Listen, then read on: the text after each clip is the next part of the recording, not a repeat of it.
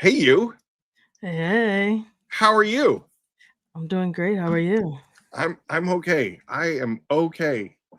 I have a Right. lot of mixed emotions going on right now Yeah, because you look I really was just excited. on the House of Rags doing like a little pregame warm up, and he got me All all hyped amped up. up.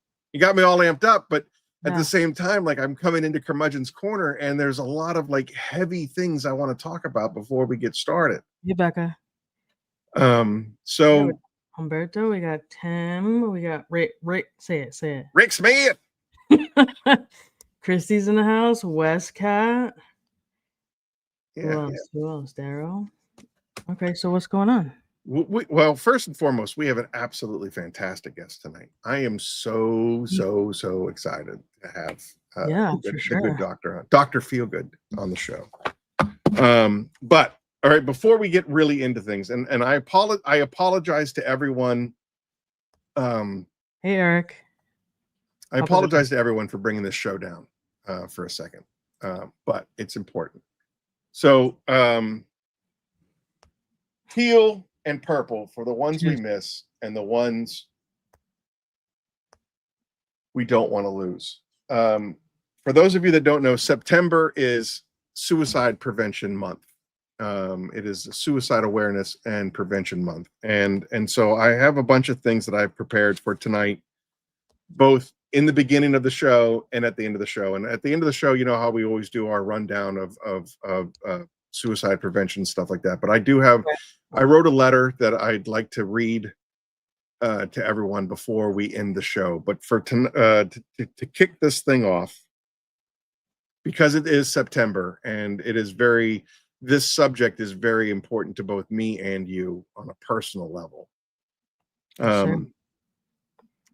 Before we dive into tonight's show, I want to take a moment to recognize the weight of what September represents. National Suicide Prevention Month. As you guys in the Phoenix family know, I call it the darkness. It's a silent killer that swallows people whole, isolates them, convinces them that reaching out is impossible.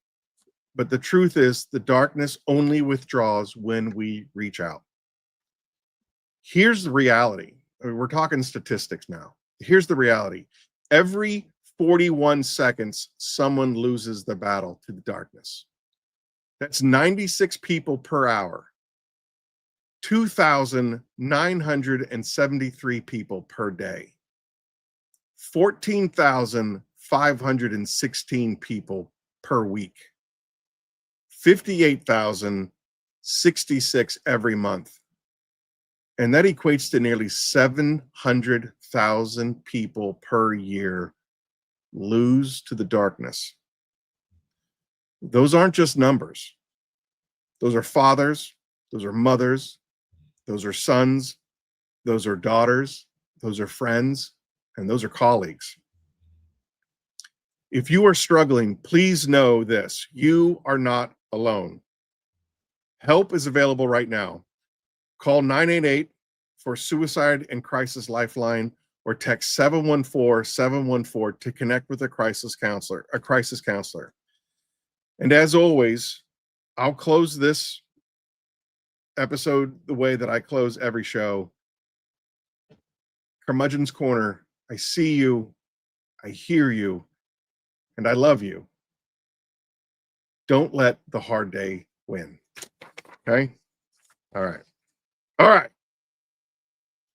That being said, you know, we do a mental floss. I have a special one prepared that kind of coincides with the September Suicide Awareness Month. And I'd like to get it started, and then we can get this behind us. We have an absolutely phenomenal guest tonight. He is just an incredible. All right, I'll speak his praises on the other side. Hey, Yeah, I just want to say on behalf of the community and me, we love you back. So thank you. Thank you. Oh, look at that smile. You're See? wonderful. You're wonderful. It's the only reason. You. The only reason why I come on here. You're the only reason why I come on here. Oh, that's cute. Okay, play the All right, let's play the clip and let's get cut it show, out. let's get the show moving, shall we? All right, I believe it is you. Share and man, I am so grateful for that phone call. I drove to Marshall's parking lot in Wilmington, parked at the very end, and rolled all my windows down. I wanted somebody to hear the gunshot, and I wanted somebody to call the police, and I wanted somebody to find me before the birds come in and eat me away. Bowed my head on the steering wheel, and I said, God, please forgive me. I'm in pain. I don't want to go to hell. Please don't send me to hell for this. I'm just hurting. And I said, amen. And my hand grabs the gun. My phone rings. I remember the last 2 digits of this number, 82. This last 2 digits, Kyle's phone number, because I remembered he was in the 82nd. It was Kyle calling me. As I had my hand on the gun, grabbing it, he was calling me back. I grabbed my phone. He said, hey man, sorry I didn't call you back yesterday. I said, hey man, you're calling and have a great time. You're calling and have a great time. He's like, you busy? I'm like, nope. Hey, I got your message. I was like, yeah, I just had a cancellation in my Protector Mindset course. Do you know anybody that you used to work with from on the team that would want to come and take it? I'm like, I don't know anybody right now. I'm like, I'm in the middle of something. I'm like, no, I don't. You want to come take it? I'm like, dude, in my mind, I'm like, bro, I'm about to kill myself. I'm not going to tell you yes. But the other half of me was like, gave me a little hope, gave me something to look forward to, because the things I would have missed out on in life, man, it just wasn't that bad. Man, I am so grateful.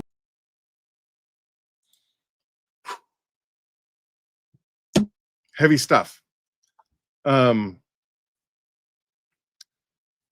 I think it feeds directly into everything that we've been saying.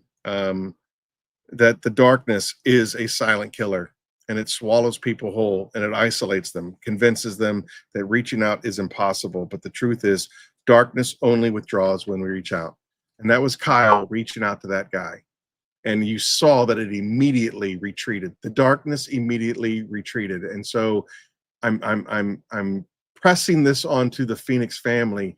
If you haven't heard from one of your friends, one of your family members, if you haven't heard from somebody in a minute, reach out to them, because the darkness immediately retreats.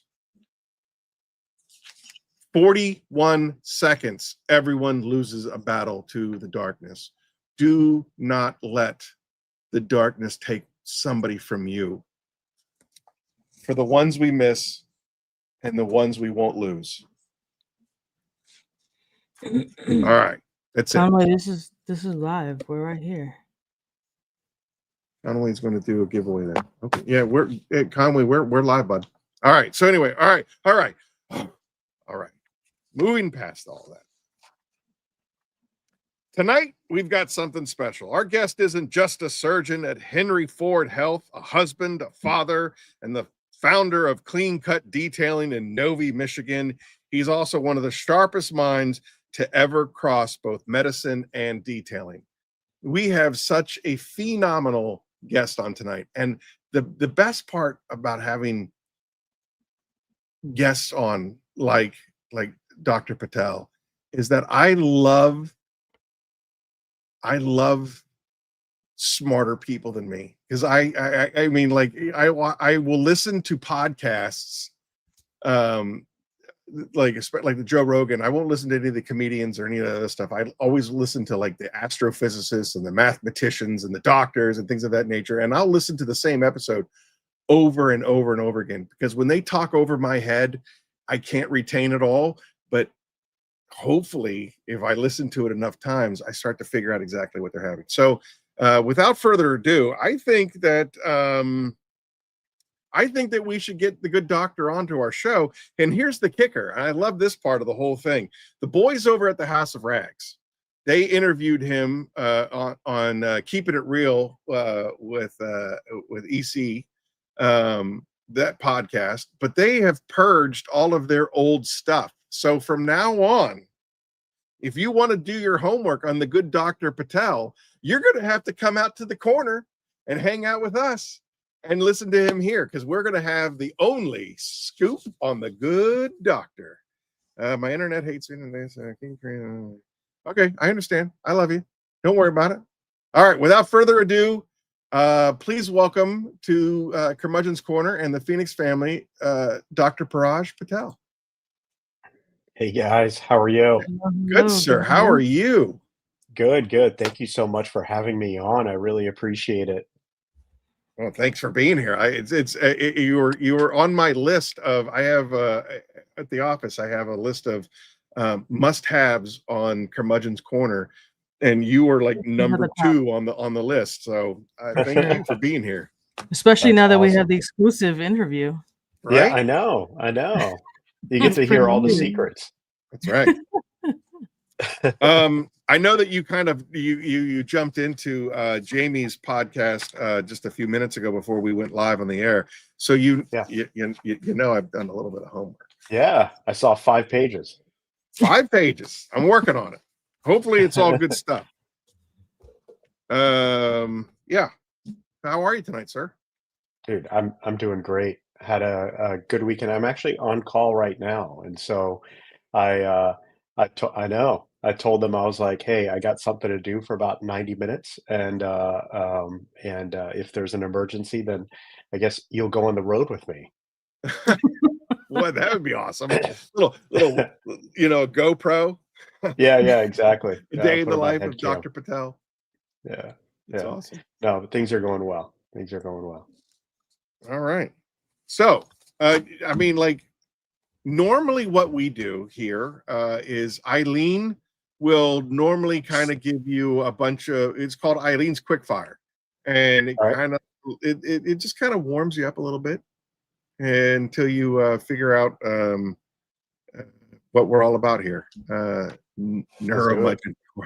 All right, so Eileen, it's up to you. If you want to jump in, I mean, like I said, I have some stuff that prepared, but if you want to do the quick fire first, we can do the Yeah, we could break the ice with those questions. Yeah, for sure. All right, break the ice. Let's do it.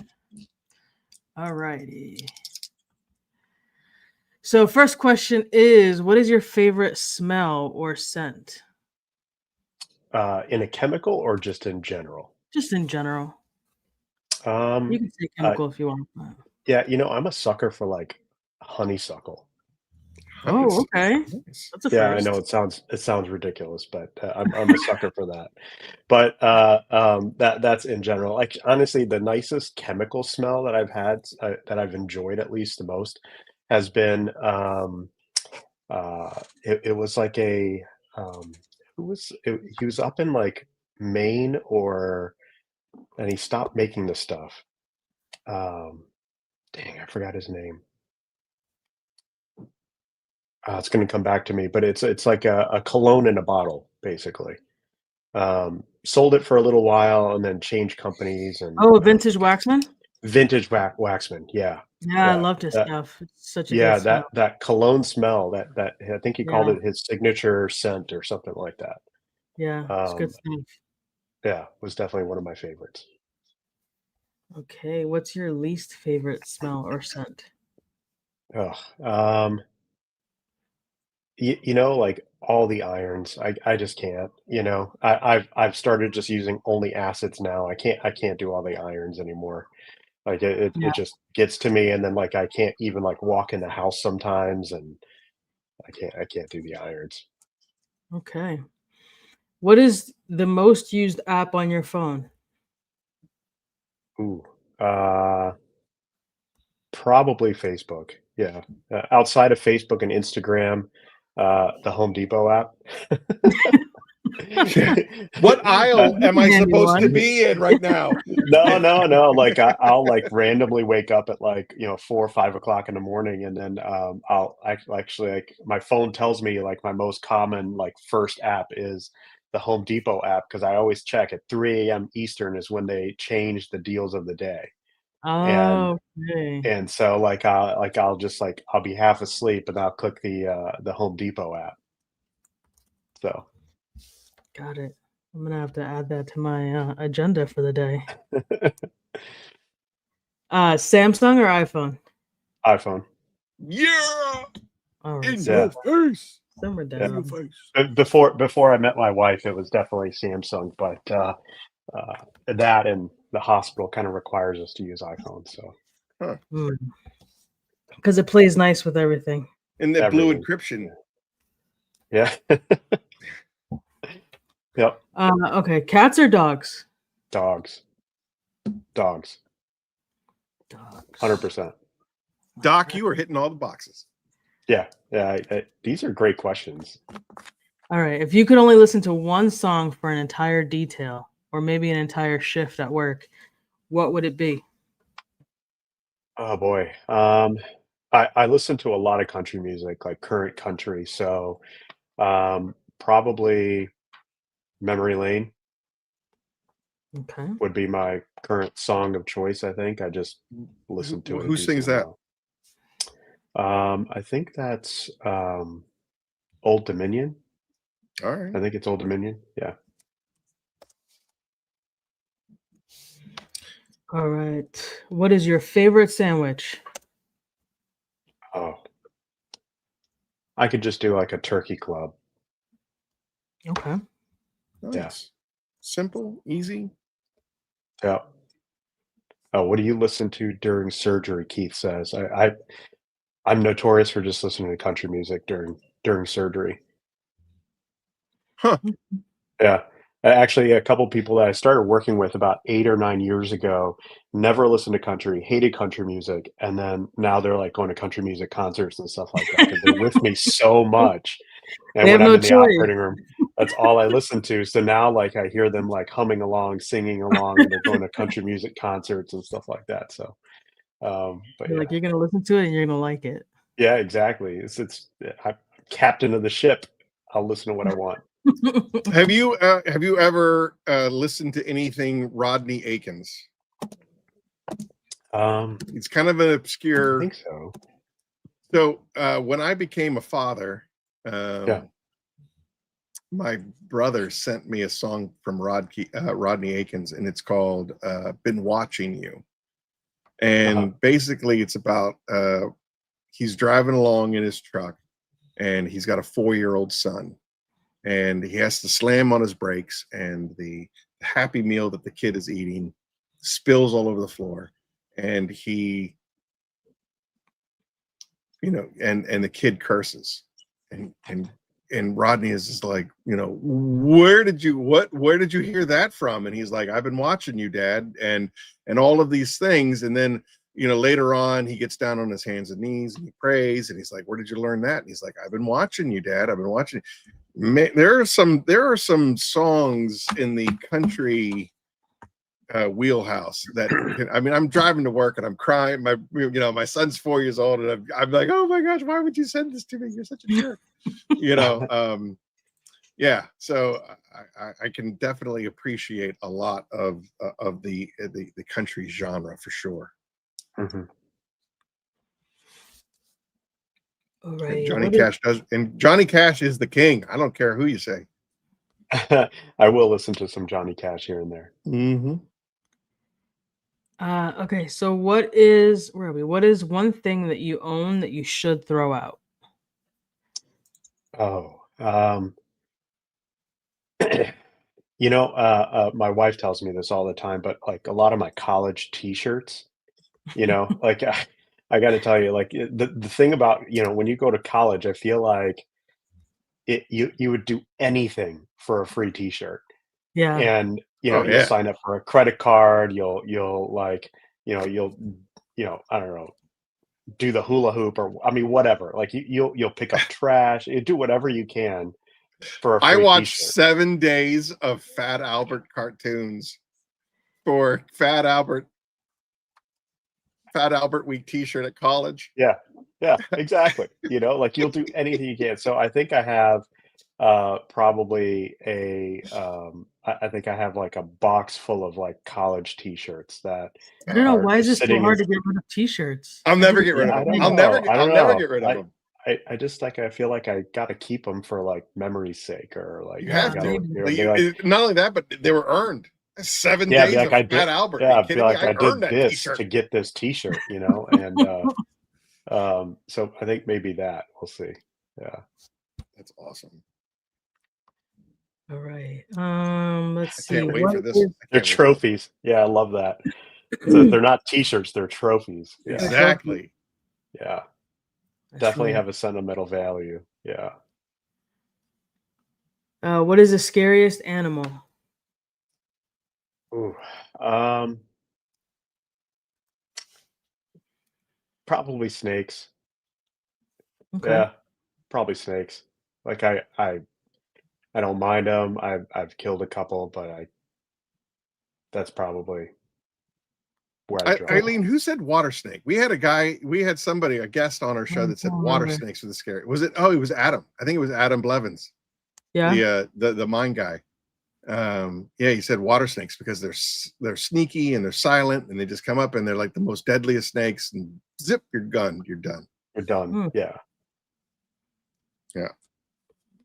I think I was in first or second grade and I was on a nature hike with my grandfather in Springfield, Virginia. And I was climbing up on these logs. And when I got to the top of the logs, there was a nest of black racers. And I freaked and I fell and I pulled the logs down on top of me and all the snakes down on top of me.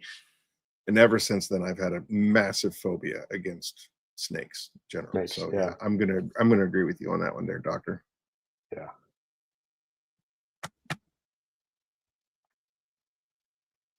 Sorry, I think I cut out there. Oh, yeah. We were talking about you. No, nothing important. Keep going. It froze right at the perfect moment. Okay. So what was your first concert? Dave Matthews Band. Cool. Really? Yeah, yeah. First one, and that was I think first year in college. I never like was able to go. Like my parents were really strict is a word that some people use, but they were like everything was like school focused, right? Like I wasn't allowed to like, hang out at friends' houses a lot. Like I never did like, we never did like sleepovers or anything like that growing up. Like it was never a thing. And then we also lived in a neighborhood where um, it felt like a retirement community. Yeah. But so there were no other like kids my age around when I was growing up. And so like my school was about 30 minutes away and growing up like never was able to like go out and do a lot of those things. Um, and so my first concert was my first year in college, and that was Dave Matthews, and I was able to see him in Charlottesville, Virginia, too, which is his hometown. So it was a freaking amazing concert. I got to see Dave Matthews Band about 3 years ago over here in Philadelphia, and I got to be honest with you, I enjoy Dave Matthews on the radio way more than being in one of their Yeah, concerts. it is, yeah, it is it's a different experience. seriously, it is Yeah, some random chaos. yeah, it's a different experience.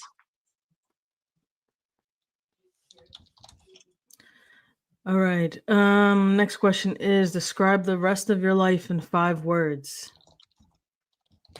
Oof.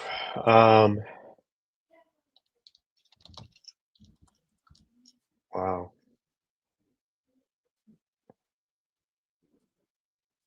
Loving, successful, children,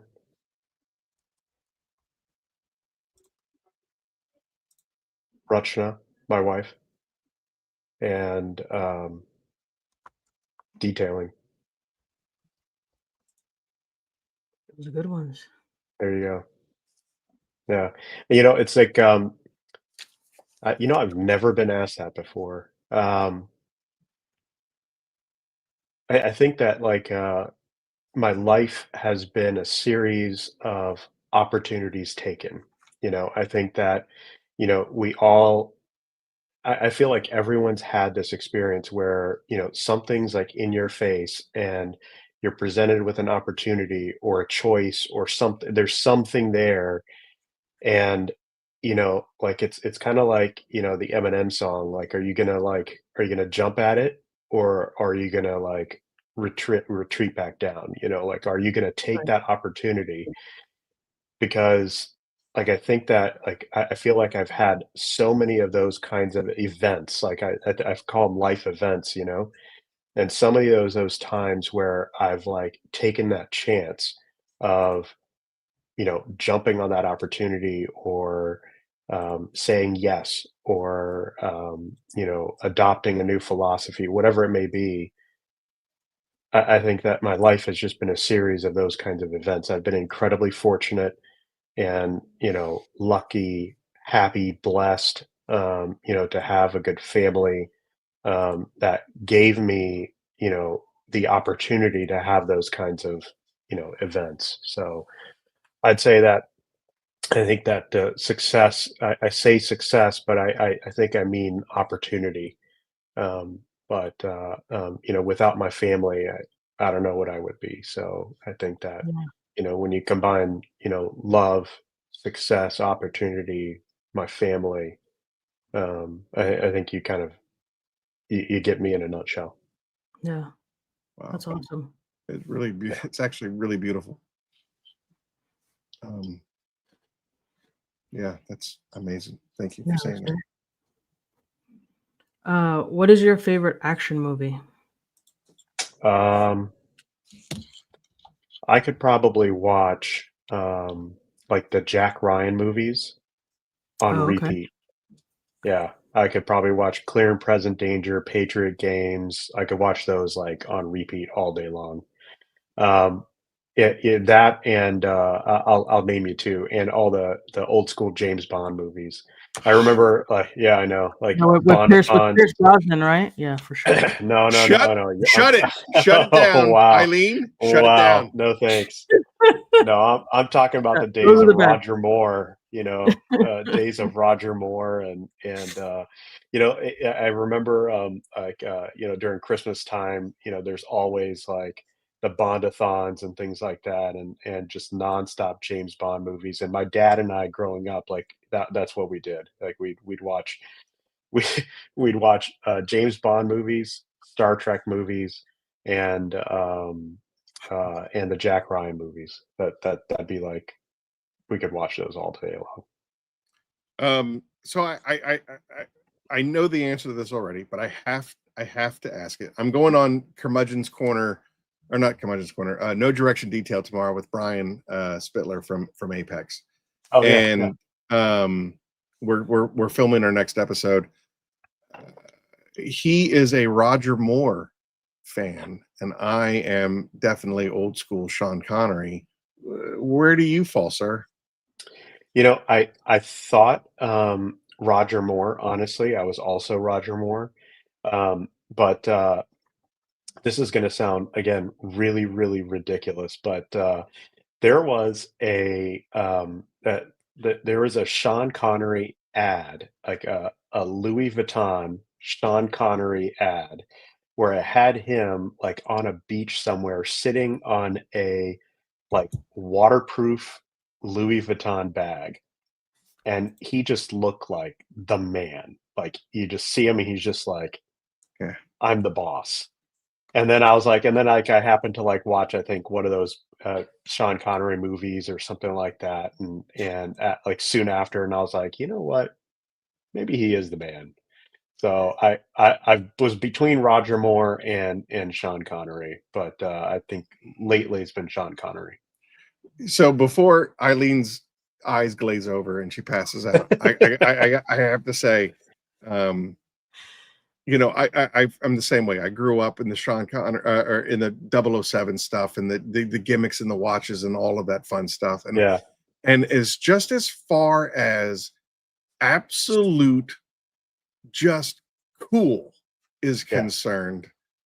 Sean Connery, he pulled it. He was the coolest guy I've ever He's the seen. coolest dude. Yeah, he's just the Right? coolest dude. Yeah, And I had such hopes for Daniel Craig. I did. I was just like, Casino Royale, you know, yeah, as he's becoming 007, if he could just turn the corner into yeah, being cool, Yeah. Like that's the origin story of 007. But because he was just a brute hammer the entire Yeah, time, exactly. he never really became cool.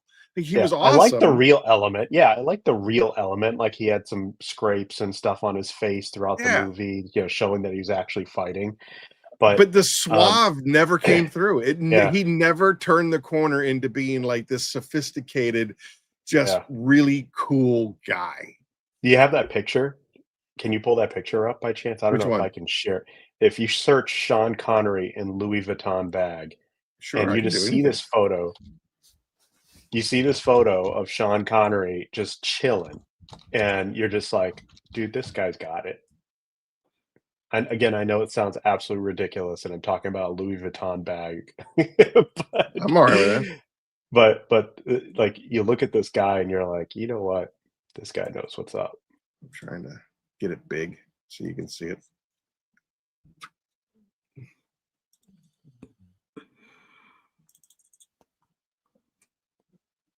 I don't know if I can get it big enough. Hold on a second. Okay. That's what she said. I'm working. Ha! Uh, You're so funny.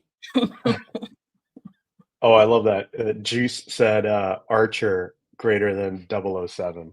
I do love me some Archer. I think I've seen every freaking episode like Oh, 7 absolutely. times over. Are you kidding me? Yeah. Archer is my favorite TV show Yeah. of all time. Yeah. It's like just nonstop laughs, Window. Yeah, there it is. Go share. Yeah. Dude, like that's swag, Good. right? Yeah.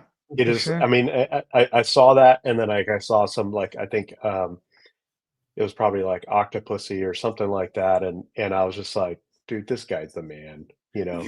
And to further your point, like outside of 007, what did Roger Moore really have?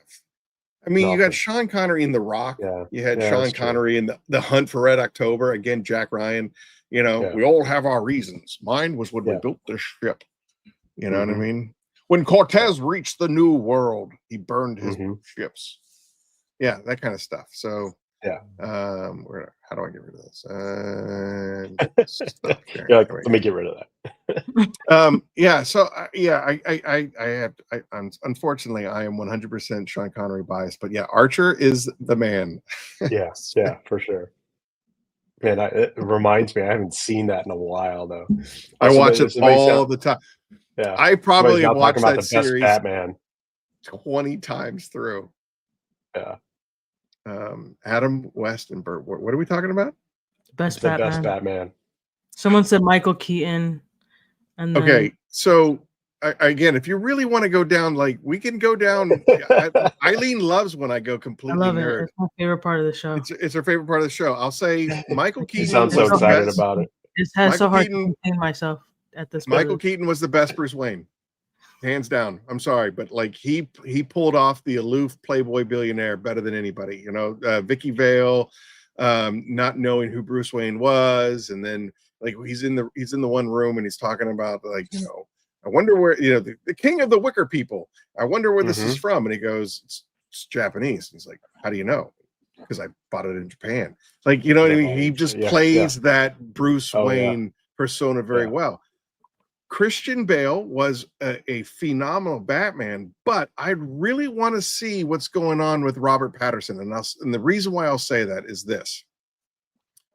The Batman that just came out, they over and over and over again tell you that this is Batman year 2. He writes it in his journal, year 2. He talks about it when he's doing the voiceover. It's year 2 of this and everything.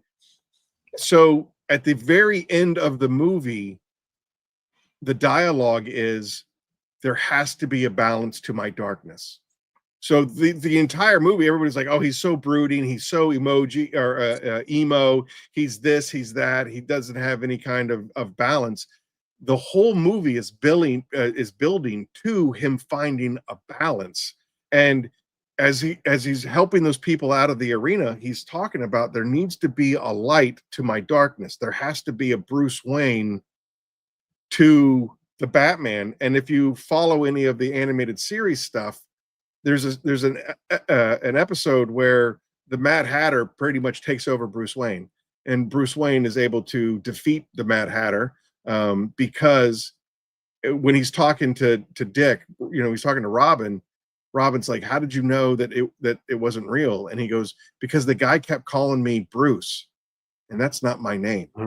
You see, Batman is the person, and Bruce Wayne is the character, and that's what makes it so unique. He is always Batman, and it's Bruce Wayne is the costume, and that's the difference between Batman and every other superhero out there.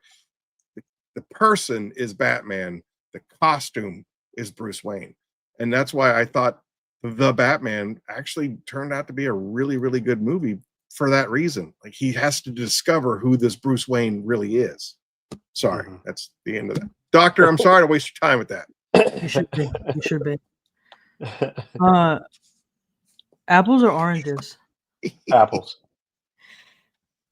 And last but not least, very specifically, Cosmic Crisp apples. Cosmic Crisp. Cosmic Crisp. Yeah. Costco special. They're genetically engineered apples, I'm pretty sure. Oh, okay. But they are I don't think I've ever had one, so I'm gonna have to look for it. Are they sweet, or why do you choose those? All of the above. They're like literally everything you want in an apple. Everything. Okay, very good. I know. Yep. What would you want your legacy to be when you're gone? I think about this. I wouldn't say often, but every now and then, my son Avi is like, I go, "What do you want to do when you grow up?" And he's like, "Well, I'm going to take over clean cut detail." And I was like, "You don't want to be a doctor or an engineer or like, you don't want to be a surgeon?" He's like, "Yeah." He's like, "But I like cleaning cars." And so I'm like, "Oh, all right." So it's a tough question because I feel like kids can be our legacy, and Yeah. so it's like, they carry the name, and it's kind of like, okay, well, which one? I don't know. I think I want to be just known as a good person, Yeah. and I really want to like be a better husband and be a better father, because I think that being a good doctor, a good surgeon is it's a job, it's talent, and it's like, just it's a job. But Yeah. the more and more I think about it, I think I want to be more known as a good father and a good husband. And I think I gotta, try harder at that. I think it's just it's hard kind of juggling everything, but I think that's where I'd go with that. It's awesome. It's a good one to pick. That is a great one to pick. Huh. Well, all right. So as we come to the end of that segment, I guess the question begs, like, what really got you into wanting to be a doctor and a surgeon? How did that start? Interesting story. So growing up, my dad's a physician, my dad's a psychiatrist, and mom Is he taking on new was clients? Asking no, for a friend. trying to get him to slow down. Actually, is he's still working, and maybe that kind of leads into how I got to where I am now too. But dad's one of those kinds of people who you could argue that he has nothing if he doesn't have work, and growing up, that was really difficult. It was really hard to see, you know, uh, the stress on the relationships, with mom and kids and things like that, and being so dedicated to your profession. And I think that was part of the reason why I didn't want to go into medicine, originally. Like I went to Virginia Tech. I graduated with a business degree. You know, I had minors in computer engineering, computer science, Good grief. business leadership. I took all my pre-med classes just to make my parents happy, I think. I don't know. I had a thought that maybe I would go to medical school, but I wasn't really excited about it. But I graduated with a business degree from Virginia Tech, and I worked for about a year and a half in Cincinnati, right outside Cincinnati, managing an e-commerce team for a company called Cintas. And so Cintas is a company that, you know, does a lot of uniform stuff. They do Right. document management. They do Mhm. like, you know, cleaning.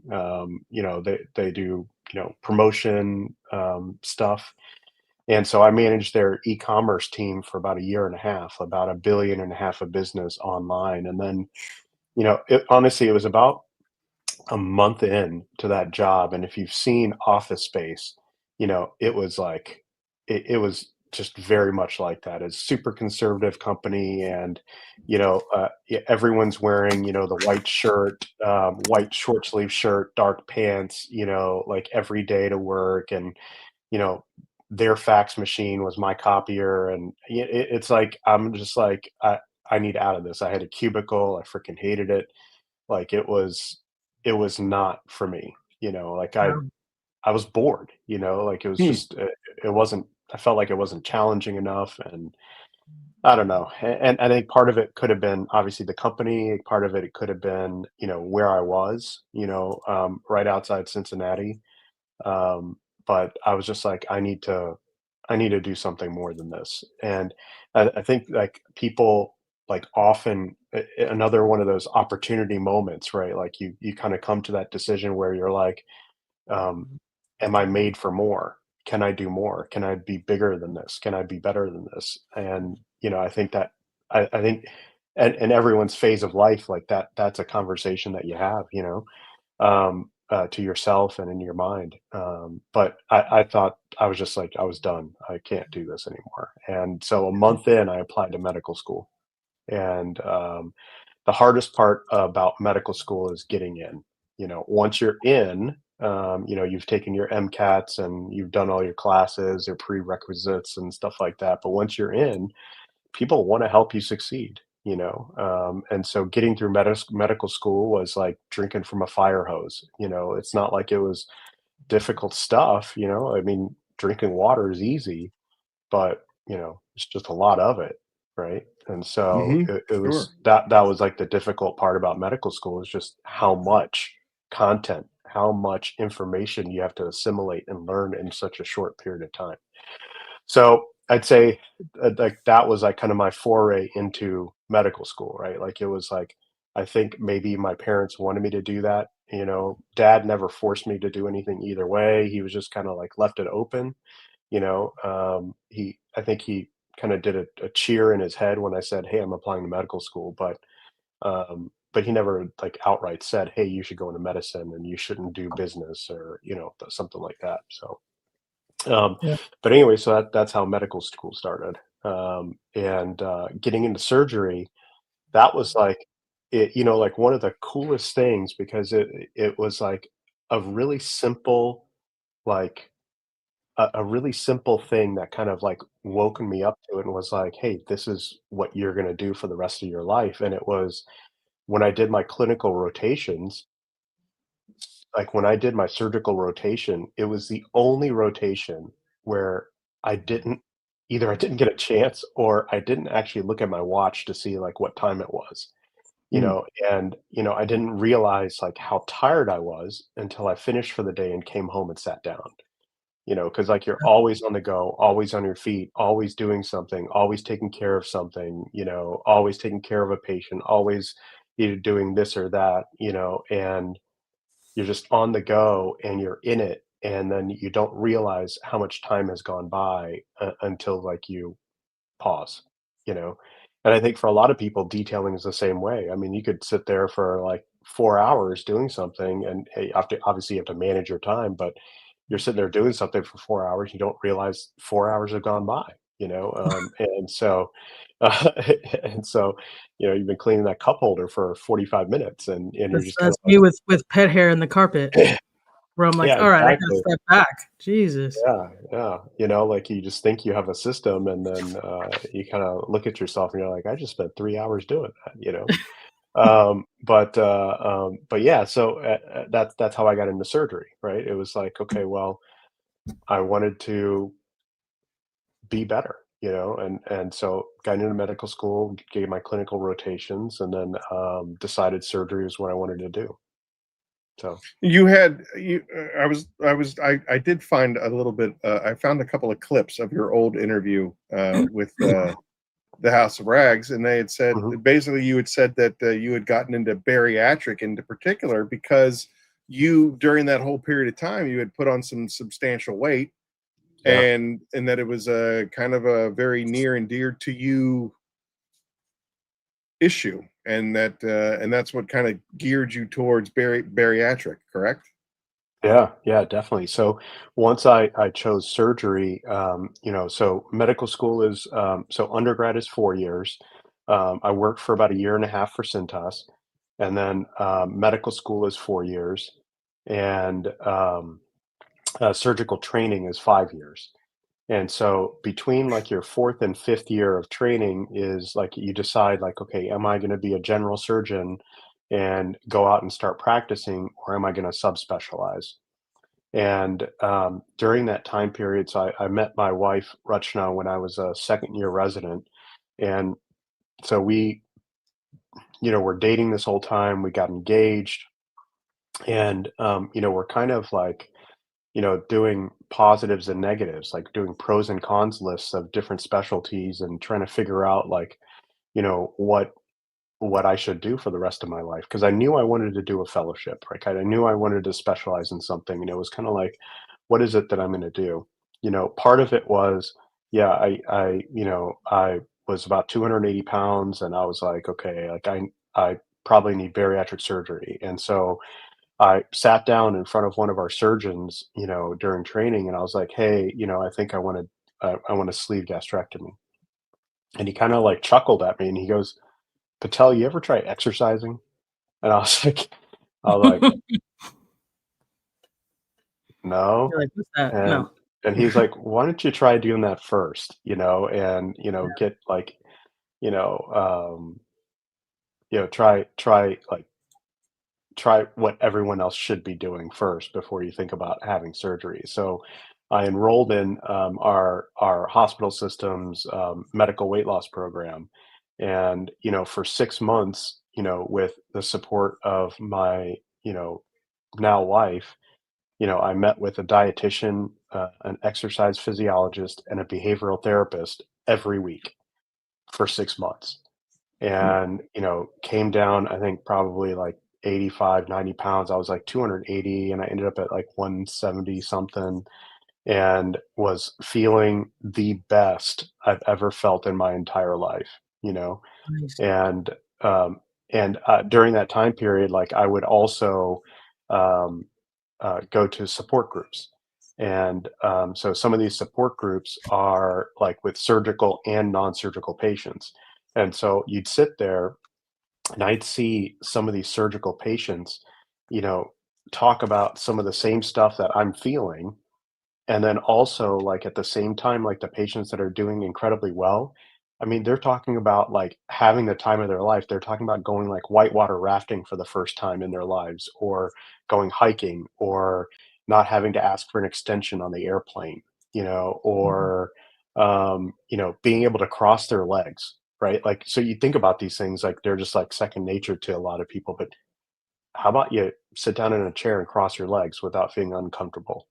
Or bend down and tie your shoe without getting short of breath, right? Yeah. Or walk from the parking lot to the front of the store without having to stop, to catch a breath, right? So it's like, you hear some of these stories, and then whether you like fall in love or what, but you kind of figure out like, wow, like this is a specialty where you help people, and you make people live longer, and and they're elective surgeries. And so to kind of get back to like what I was saying originally, Rachna and I, we sat down and we kind of like wrote a pros and cons list, and she was like, you'd be a moron not to do bariatric surgery.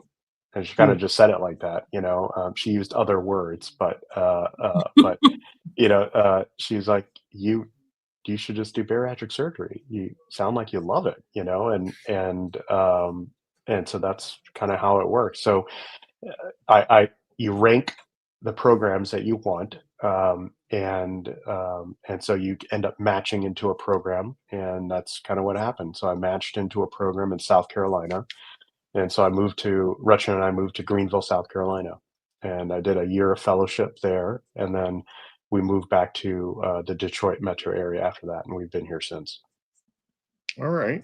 Well, I did some homework on your wife, so we'll get to her in a second. Oh, But all right. before we go there, I definitely want to pick your brain about something. Okay. Back in June, I went to South Carolina with a bunch of Phoenix nerds, and it was called the Soar and Restore, and we got a whole bunch of donations for the Pay It Forward campaign. By the way, thank you so much for that unbelievably generous donation to the Pay It Forward shipping program. Like, it's truly humbling. Anyway, while I was down there, I met a woman.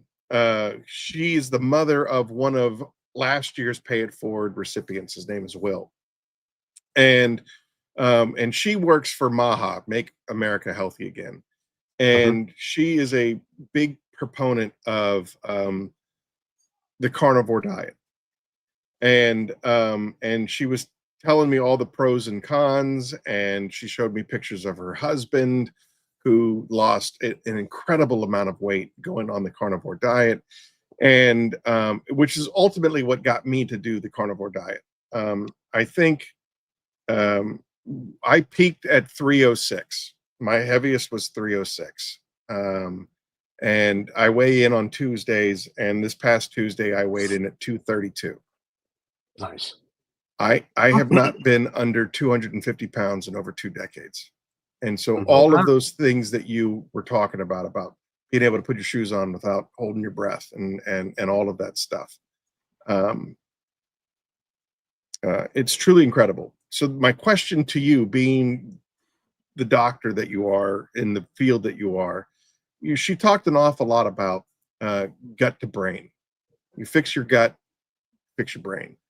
And that was ultimately what was the hook to get me to do the carnivore diet, was the fact that, she said, once you get your internals regulated, it'll help heal your brain, and on this show we deal a lot with I call it the darkness. It's depression, it's a bunch of mental issues, and that we try to really focus on that a lot in our show.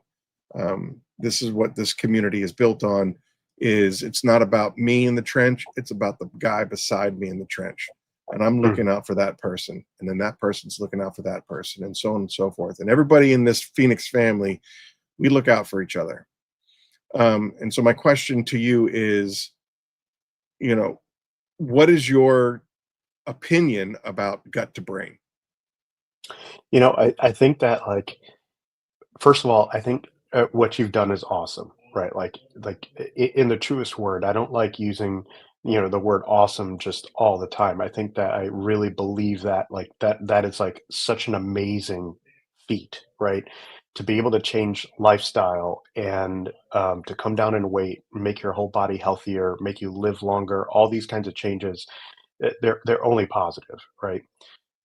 So what you've done is truly and wholly awesome, right? That is a really cool thing that you've done over the last year, working that hard. That it is, it's Well, not easy, I had a right? massive injury in '94, which I no longer have an ankle on my right foot.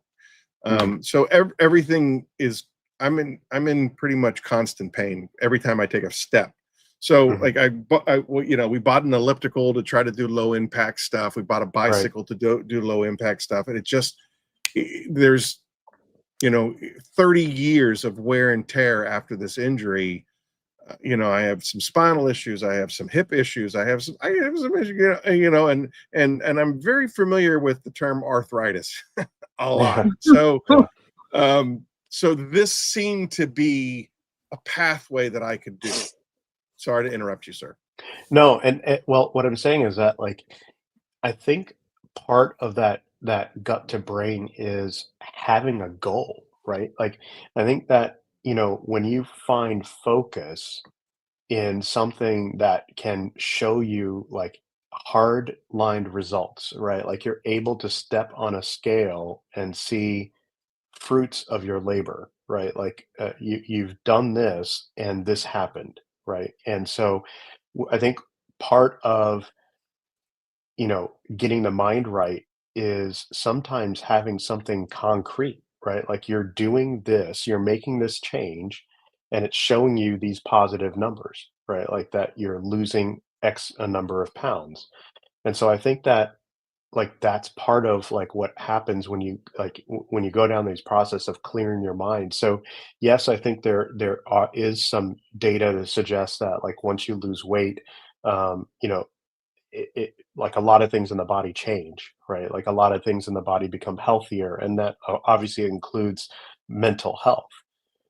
But I think it's like having that focus and then having cause and effect, like that real result, and that kind of focuses people and clears mind, and I think that's what helps heal as well, is because, you know, for people that have been struggling with XYZ, no matter what it is, mentally or psychologically or relationships, and you have like you think you put in this into, your say relationship and you're expecting this to come out of it, but it doesn't happen because we're all human. But then if you have like something like this where I'm putting this effort into losing weight and then I lose weight, Right. and it like just makes sense. So I Right. think that I think that, like, you get that, like, hard-lined reality, like, okay, you do this, and you get this result, right?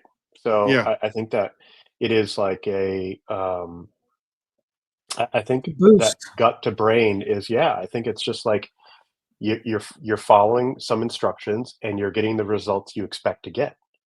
So I think that's, like, the coolest thing, and then you end up actually getting like your mind becomes aligned again because of that, like that helps you heal because you're like, okay, something happened and it wasn't what I expected to happen, but then all of a sudden like I'm doing something and I'm getting what I expected to happen, and you're like, oh, I guess it does work.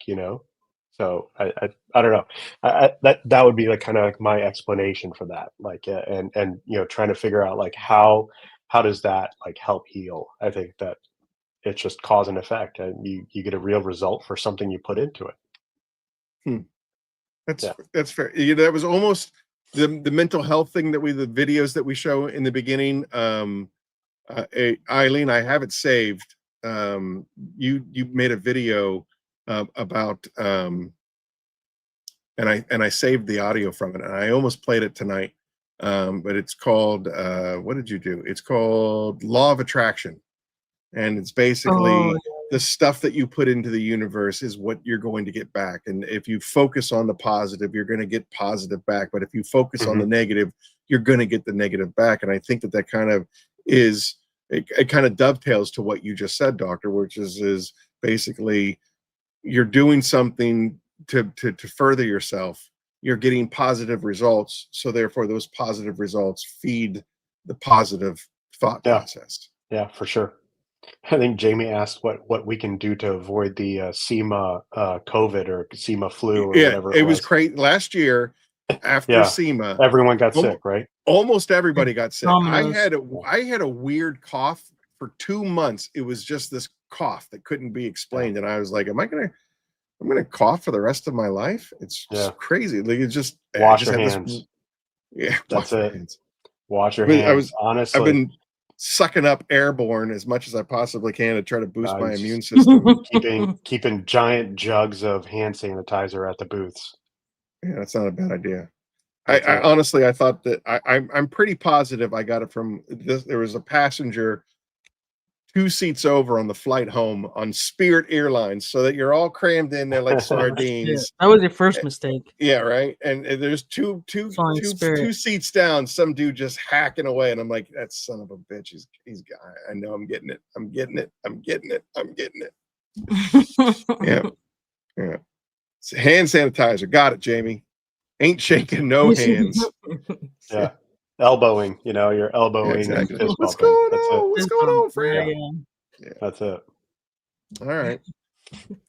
All right. So, all right. Let's get back to your wife for a second, shall we?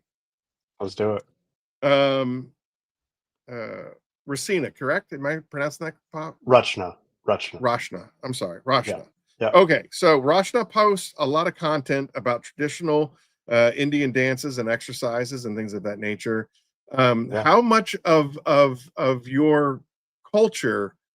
And you and I had a conversation earlier today where you were talking about your religious preferences and whatnot. Yeah. How much does your culture encapsulate you and your family and your beliefs and moving forward and all that? Yeah, that's a really good question. I would tell you that. So growing up, I was first generation here, right? My mom and dad immigrated here from India, and they would speak, our native language to me, and then I would respond back in English, right? And so it's, like I grew up with my, praying with my dad every morning, and him, like when I was a kid, singing to me like before I go to sleep, right? Hi, Steve. But it was like one of those things where, like, I was born and raised in Southside Virginia, in a small town, and I think when I was growing up, there was only like 8 Indian families in the entire town, and so, culture, you'd have to travel, 50 minutes south to, Greensboro or Raleigh, North Carolina, to get to other Indians and other Indian communities and Indian events and things like that, like for, some of our holidays and religious days and things like that. So growing up, like I mean, I had it at home, but then as soon as I left for college, I joined the Indian student associations and things like that. And I tried to get into that, but I didn't grow up with it like in school, for example. And it wasn't like, the friends that I hung out with were also they were typical American kids, and it wasn't Sure. like I was with other Indians, other Hindus. And so so then I guess I felt disconnected to that to some degree. And when I got to the Detroit area, huge Indian community here, and then of course, when I met my wife, like she was like really connected. Her and her mom, her brother, like they're really connected into the Indian community, like really well known. And Rachna, when she was young, I can't remember, I think she was like 13 or 14 years old, and when she first started like doing traditional Indian dancing and things like that, like her mom put her in lessons, and they grew up with that culture. Like when they hung out with kids, they hung out with other Indian kids, and Sure. and so when I met her and, we started hanging out, like I started, going to a lot of the Indian events and, celebrations and parties and, the religious things. And, her mom would invite me over for like, this religious event or that religious event at home, at her home. And that's like when I really started learning more. I mean, it's almost like I didn't know about it, and then I learned it, after I met her. Sure. Um, It's awesome. and so, like it was kind of like, kind of reintroducing myself. Now I'm still not like I'm not an expert, right? Like we're I practice like being a good person. I think every religion is like you be a good person, you do good things will happen, right? Karma, right? And so, yes, like, my kids like will go to, Rutsch's mom's house and they learn the prayers and, kids will recite them word for word. Do they know exactly what it means? Probably not, right? But they their understanding of what that culture means, you know, and my mom, like my mother-in-law is the one who's like really like, you know, able to be that kind of like stability for religion because she's the one who kind of helped Rachna and helped my kids and, you know, learn all those things. So that's definitely part of it. As far as like the dancing and stuff, you know, Rachna is just she's freaking amazing, you know, at these dances. She is really good. And I If you get a chance to check out her Facebook page, I mean, she's a rock star. She's a yeah, I rock mean, star. she is like amazing. And it like social media has like such a great way of encouraging people too. And, you know, I think one of her videos on TikTok got like, you know, close to like 45,000 views now or something like that. Wow. And I mean, she does all the social media for me, by the way. Like I will post something and then she'll be like, why'd you post that? You know? And so she does all the social media stuff for me. But, you know, so like, I don't know much about that kind of stuff, but she tells me, I mean, like having that many views on TikTok or Instagram is like a really big deal. And that kind of accelerate things for her. Like she really loves dancing. She loves doing it. She loves That's teaching awesome. it. Yeah, so like the other night, actually last night, we went to a kind of like a fundraiser event at a club where I swear there was like 200 people there, but she's like a certified like a Bollywood fitness instructor, and so Right. Oh, that's she cool. within a week choreographed like a Bollywood like fitness dance kind of routine um, to a custom song that like a DJ she knew made for her, and she like killed it. Like I haven't posted the video. I don't know if she wants me to yet, but she like killed it. It was amazing. Like you have 200 people just screaming and like at a club doing a fitness dance routine, you know, at 8 o'clock at That's night. pretty cool. And yeah, it was pretty cool. It lasted till like 11 or 11:30 or something like that. There were so Wow. many different people, instructors, and yeah. So you know, culture. She's the culture, and I'm here for the ride. You know, I think that I want to try to be like this, like you know, do good and good things happen. And she's also kind of like my anchor. You know, she like every time something happens, you know, like I'm always messaging her and being like, dude, this just happened. And she's like, well, what do you think you should do? You know, and so it's like, I think for a lot of us, like our wives or our significant others are always like, you know, our sounding board and she doesn't disappoint for sure. That's awesome. Well, Yeah. so let me ask you. All right, that's a perfect segue, doctor.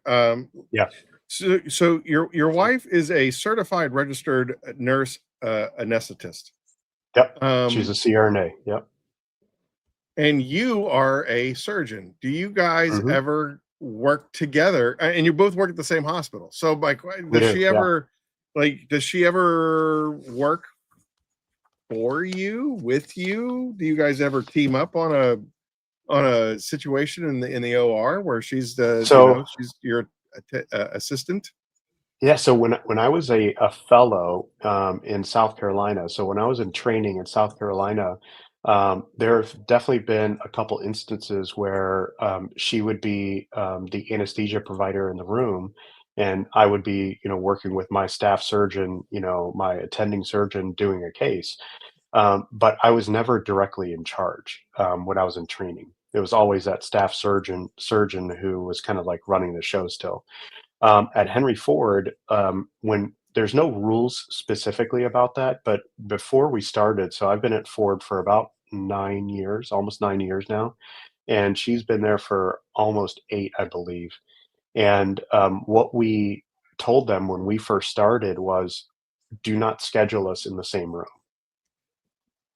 And so there's like a rare, I think in the past like 8 or 9 years, like we've been in the same room maybe 3 or 4 times, but it's never scheduled that way. Yeah. Just for like conflict of interest things and just making sure like, you know, medical legally that there's no issues CYA thing. either. Yeah. But yeah, no, I mean, we see each other all the time when we're working, you know, because we're both working in the operating room, but we try not to work with each other in the same room. That's Hi, pretty cool. Franco. All right, so let's get to some questions real quick. I have like 19 things starred, and we're starting to get away from we're starting to pull away from it. First one is, Yeah. did you learn anything at ADS? I don't know what that means. Yes. Yeah, absolutely. I think that I did a one-on-one training with DJ Mayo in Northern Virginia. So ADS meaning Armor Detail Supply. So I spent 2.5 days with DJ at Armor Detail Supply and had a phenomenal experience. Like it was a really, really good time. I think that you know, I like to call myself like a YouTube learned, person, which I think a lot of detailers I Most think of us may are. start that way, and then you watch techniques and I think having like formal training is super important, right? Like Of course.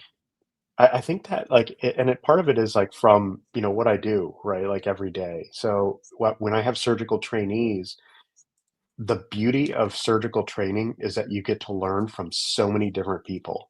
You learn from 20, 30, 40, 50 different surgeons, and then you figure out what you like and what you don't like from each person, and then you make it your own. And so I think that the training at ADS was like for me, like one of my first steps into that, like getting that formal training into paint correction and I've learned I have all the machines and polishers and all the chemicals but nothing is better than having someone that's done it for years standing next to you watching your technique and telling you how you can be better. Yeah. Yeah, that's true.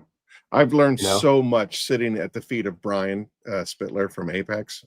yeah. He usually has a spring workshop and a fall workshop, and I think I've been to Mhm. 7 of them, and I'm still learning stuff sitting from him.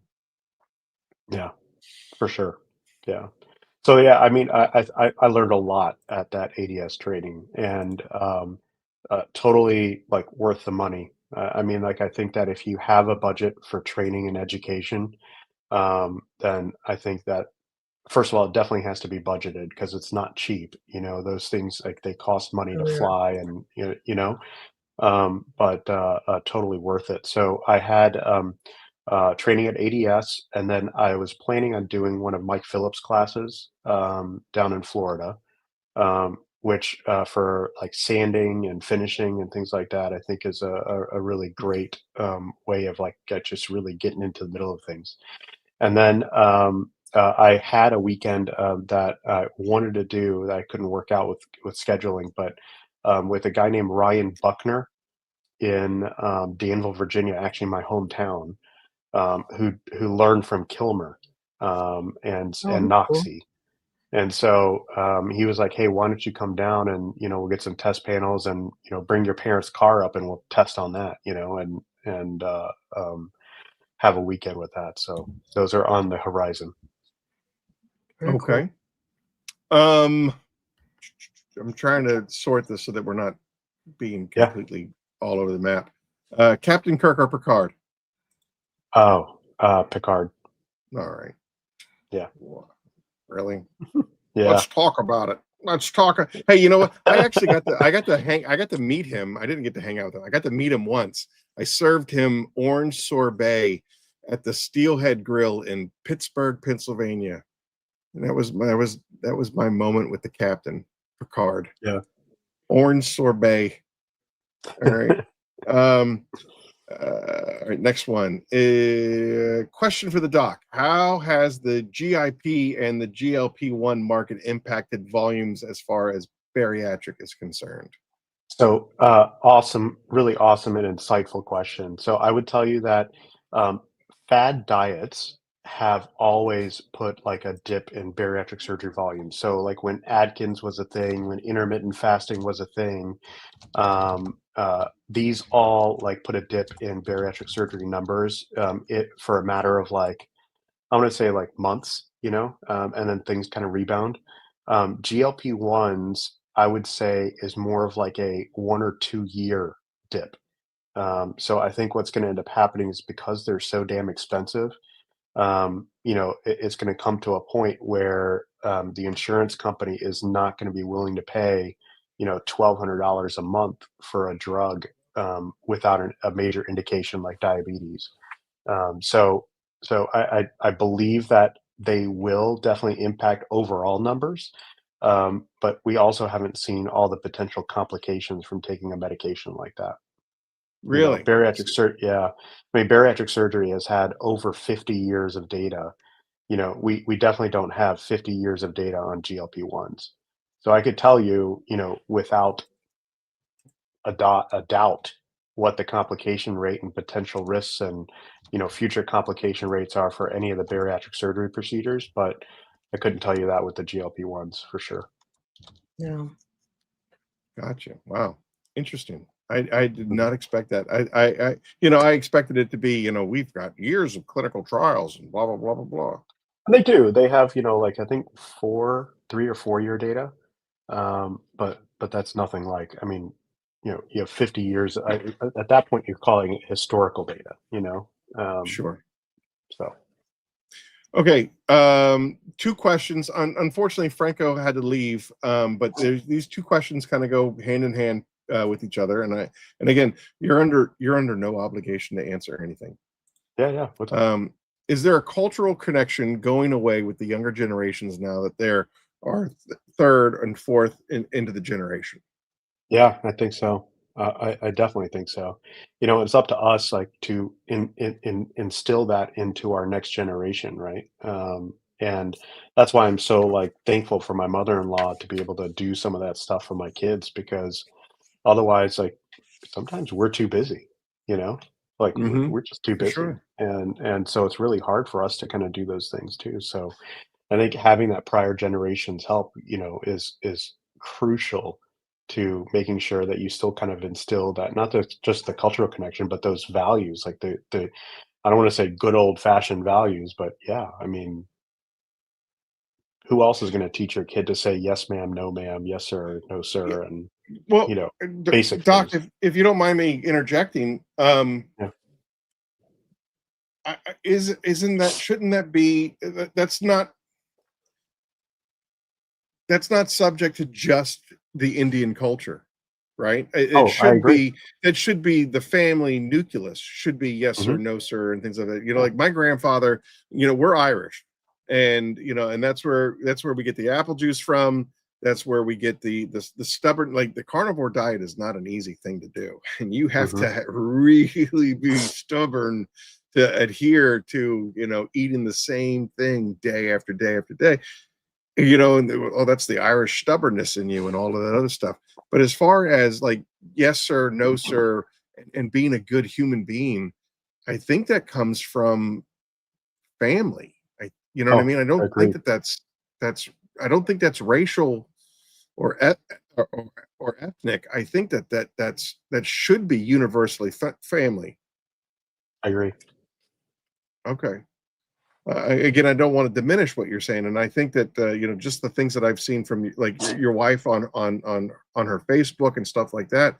Um, I love that your heritage is celebrated 100%, and I think that that's one of the wonderful things that makes America. What's one of the wonderful things that makes especially here in Curmudgeon's Corner, we don't care about your creed, we don't care about your religion, we don't care about your orientation, we don't care about your politics. The only thing that you need to show up in the corner is to be kind. That's it. Be a Mhm. good human being, and you belong with us. You're part of the Phoenix family. The end. Mhm.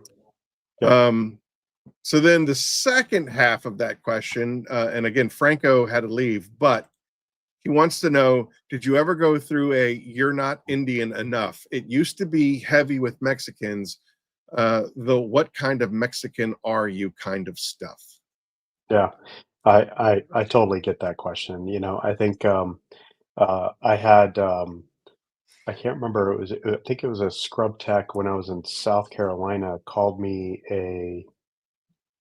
an Oreo, I think was the term that she used. And it was like, I'm like brown on the outside, but white on the inside because I'm probably one of the only Indians running around blaring country music out of my car, and you know, That's yeah, that's fair. I think I do feel that sometimes. I really do, and there are times when as a family, we go to some of these cultural events, and I do feel out of place sometimes. Like I'm like, okay, well, this is great, but I'd rather not be here. I think everyone gets those feelings sometimes, and it doesn't have to be religious or cultural. It could be any kind of situation that makes you even feel slightly uncomfortable. Yeah. But um, I think we all kind of experience that to some degree for something. Like are you good enough? I think we ask ourselves that frequently. Do we belong in this same room as these other people? I don't know. I Yep. think that's a really good point that Franco made. Um, I'd say having my wife around helps me a lot in those scenarios, Sure. because she really I think she can sense when I'm not that comfortable, and Mhm. she knows how to smooth things over for me. That's great. All right. So, okay. So now we're going to ask one last question before we start getting into clean cut. Okay. What's your favorite food? I could eat Mexican food all day long, every day, nonstop. All right. That's part of Yeah. my Mount Rushmore. Yeah. Mexican food. Yeah. And being in Detroit, how hard is that to get authentic? There's actually a lot of decent places around here, and there's certain areas of town that you can go that you're going to get more of the authentic stuff than compared to your American Mexican food. So not too difficult. Okay. Yeah. All right. So now that we got that out of the way, here we go with the clean cut detail. And Hmm. from your website, uh, you got into the whole detailing thing because of COVID. You had some downtime, you had Hmm. some idle hands, and you. Yeah. So I'll start with the whole story again. All right. So COVID was honestly, it was very rough, for a lot of people, and I think to some degree that included me as well. And it was like, um, you know there we had kind of this unspoken rule in the hospital at the time where we didn't let any of the physicians or surgeons that were over the age of 60ish, in the hospital, because we didn't know enough, right? We didn't know at that time. Like at that point we said anybody 65 plus is higher risk for dying, right, from Right. COVID.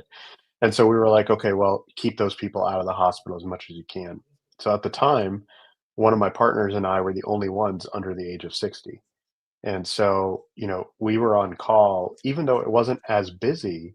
We were on call, to the effect of every other night, every other weekend, every other day for the better part of 4 months. And that takes a toll. You're just on the clock, nonstop, 24/7 for a week at a time. And the kinds of stuff that you see in the hospital when you have so much uncertainty is harrowing. I mean, there was a point where when we ran out of gowns, we're wearing garbage bags, and you're just kind of like, Oh, wow. what the hell am I doing? I'm in a garbage bag going to see a patient, and you're just kind of like, What is this? is this real? Yeah, you know. And so I think that I needed something to do to kind of take my mind off things. I didn't really have a real hobby you know, at that time, and it was kind of like, okay, I need to find something to do. I started watching some Larry Casilla ammo videos on YouTube. I saw a bunch of, you know, Obsessed Garage videos, you know, with Matt Morman, and I was like, you know what, I have a nice car. I had a BMW X5M, and I was like, you know what, I'm gonna start washing my car, and that's kind of how it started. I put my headphones in and started washing my car, and and then it kind of came down to, and I don't know if like a lot of people get down to like when you start watching some of these obsessed garage videos, like even if you're not having obsessive compulsive disorder, like I feel like you start becoming OCD about certain things and wanting like that same thing that he wants, like having the best of this, having the best of that, and Yeah. having, you know, like I'm not saying like you just like keep buying the most expensive stuff, but you know, you're kind of like, okay, well, he wants the best, I can have the best too, You you have know, to, like, yeah. and so that's kind of how it started. And then I started just acquiring different things, you know, buying things here and there, testing out things, figuring out what works for me, and and that's just really how it like how that like passion started. Where I was like, wow, like in surgery, I operate on people, I fix things, and I get that instant gratification. And then with car detailing, I put the work and effort into cleaning and doing this or doing that or polishing, and then all of a sudden I see my result, and I think we get pleasure in that, you know, like so I think that that ends up being like a big part of why a lot of us like doing this, you know. So Right. fast forward a little bit more, and then my wife, so Rachna, gave me an ultimatum, and she said, if you want to spend an additional penny in the garage, you have to bring money from the garage. And so, she actually, came up with the name Clean Cut Detail in 2021, when I was thinking about, being official, and then that's kinda how everything started. How official are you, doctor? Business license, insurance, I do You are everything out of the all garage. in, man. You are a Yeah, fireball. yeah, yeah. Holy hell. All right. That's awesome. All right. So, um, yeah, I'm going to skip to this question. Question for the doc. Having such a high pressure job, do you struggle with turning it off? If so, does detailing help you turn off the noise? And that's my life in a nutshell. Yeah, I think it does. I think it does for a lot of us, you know. So for a lot of people who have like another day job, you know, this is kind of like your stress relief. So I certainly think that. The one thing about surgery, and I think it's just because of the specialty, there's really no way to turn it off. Like I'm like right now, like yes, we're talking, but I'm also thinking about the 86-year-old lady I operated on 2 days ago, right? And so, you know, like, you know, I may be off to the side on my phone, you know, pulling up her vital signs and just making sure things are okay, you know, because I just had a thought like, oh, let me just check on her. So Yeah. you don't really turn it off. It just goes to the background, I'd say. So, I mean, all right. I'm gonna get out over my skis, but Yeah. first of all, you're one of the highest rated surgeons in your area. You got a 4.9 out of 5. Um, um, so obviously you're an incredible doctor. And I can't imagine like what your schedule even remotely looks like. How do you balance? Like you have so far in this episode, you've talked about 3 things. You know, your abilities as a surgeon without reproach. Um, the clean cut detailing, which is, you know, kind of like your muse to just kind of focus on getting away from. Hmm. And then you're also completely wrapped up in your family. Like, how do you balance all of that and maintain, you know, it's like it's one of those things where Ron Swanson. I don't know if you know who Ron Swanson is, but he's my spirit animal from Parks and Recreation. Um, Okay. basically as they were wrapping up Parks and Rec, he basically was talking to Leslie Knope, and he was just like, instead of, half-assing two things, whole ass one thing, you're doing such an incredible level. You're performing at such an incredible level in all three categories. How do you do that, and how do you keep it up, and how do you what is your daily motivation of getting out of? I'd be exhausted, man. I can't even imagine what you're doing. What's the secret? The secret is, and I'm not Home just saying Depot this. Yeah, right. And I'm not just saying this. I know she's watching, and it's hands down Rachna. It's my wife. Like, she is able to help with all of this stuff. She keeps me on track. She is like, keeps me grounded, because us surgeons, we have really big egos and we think we're the best in God and all this, like, kind of stuff, and so she keeps me in check. My partners are phenomenal. So the people I work with, the scrub techs, the nurses in the operating room, the only way that I am good is if I'm surrounded by good people, right? And in the operating room, in my clinic, like, I have amazing people that I work with. And so, like, surgery itself, yes, there is like a technical skill, and there's a way to talk to patients, there's a way to connect to people, and there's a way to build that relationship. But having the right people surrounding you is probably, I would say, more important.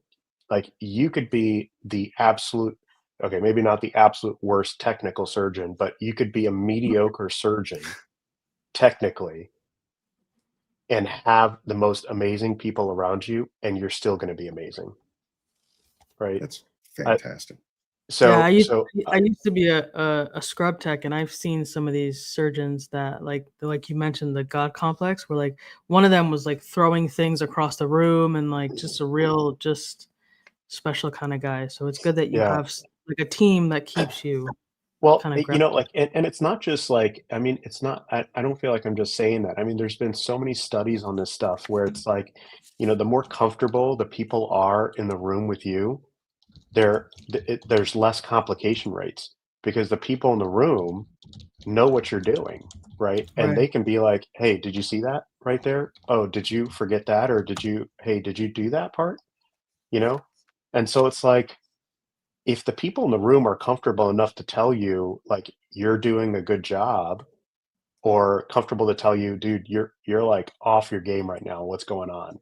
Yeah. And they're able to, like, correct you.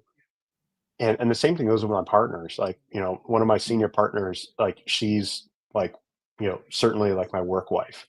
Like, I will text her or call her in the middle of the night while I'm operating and be like, "Hey, would you do the same thing?"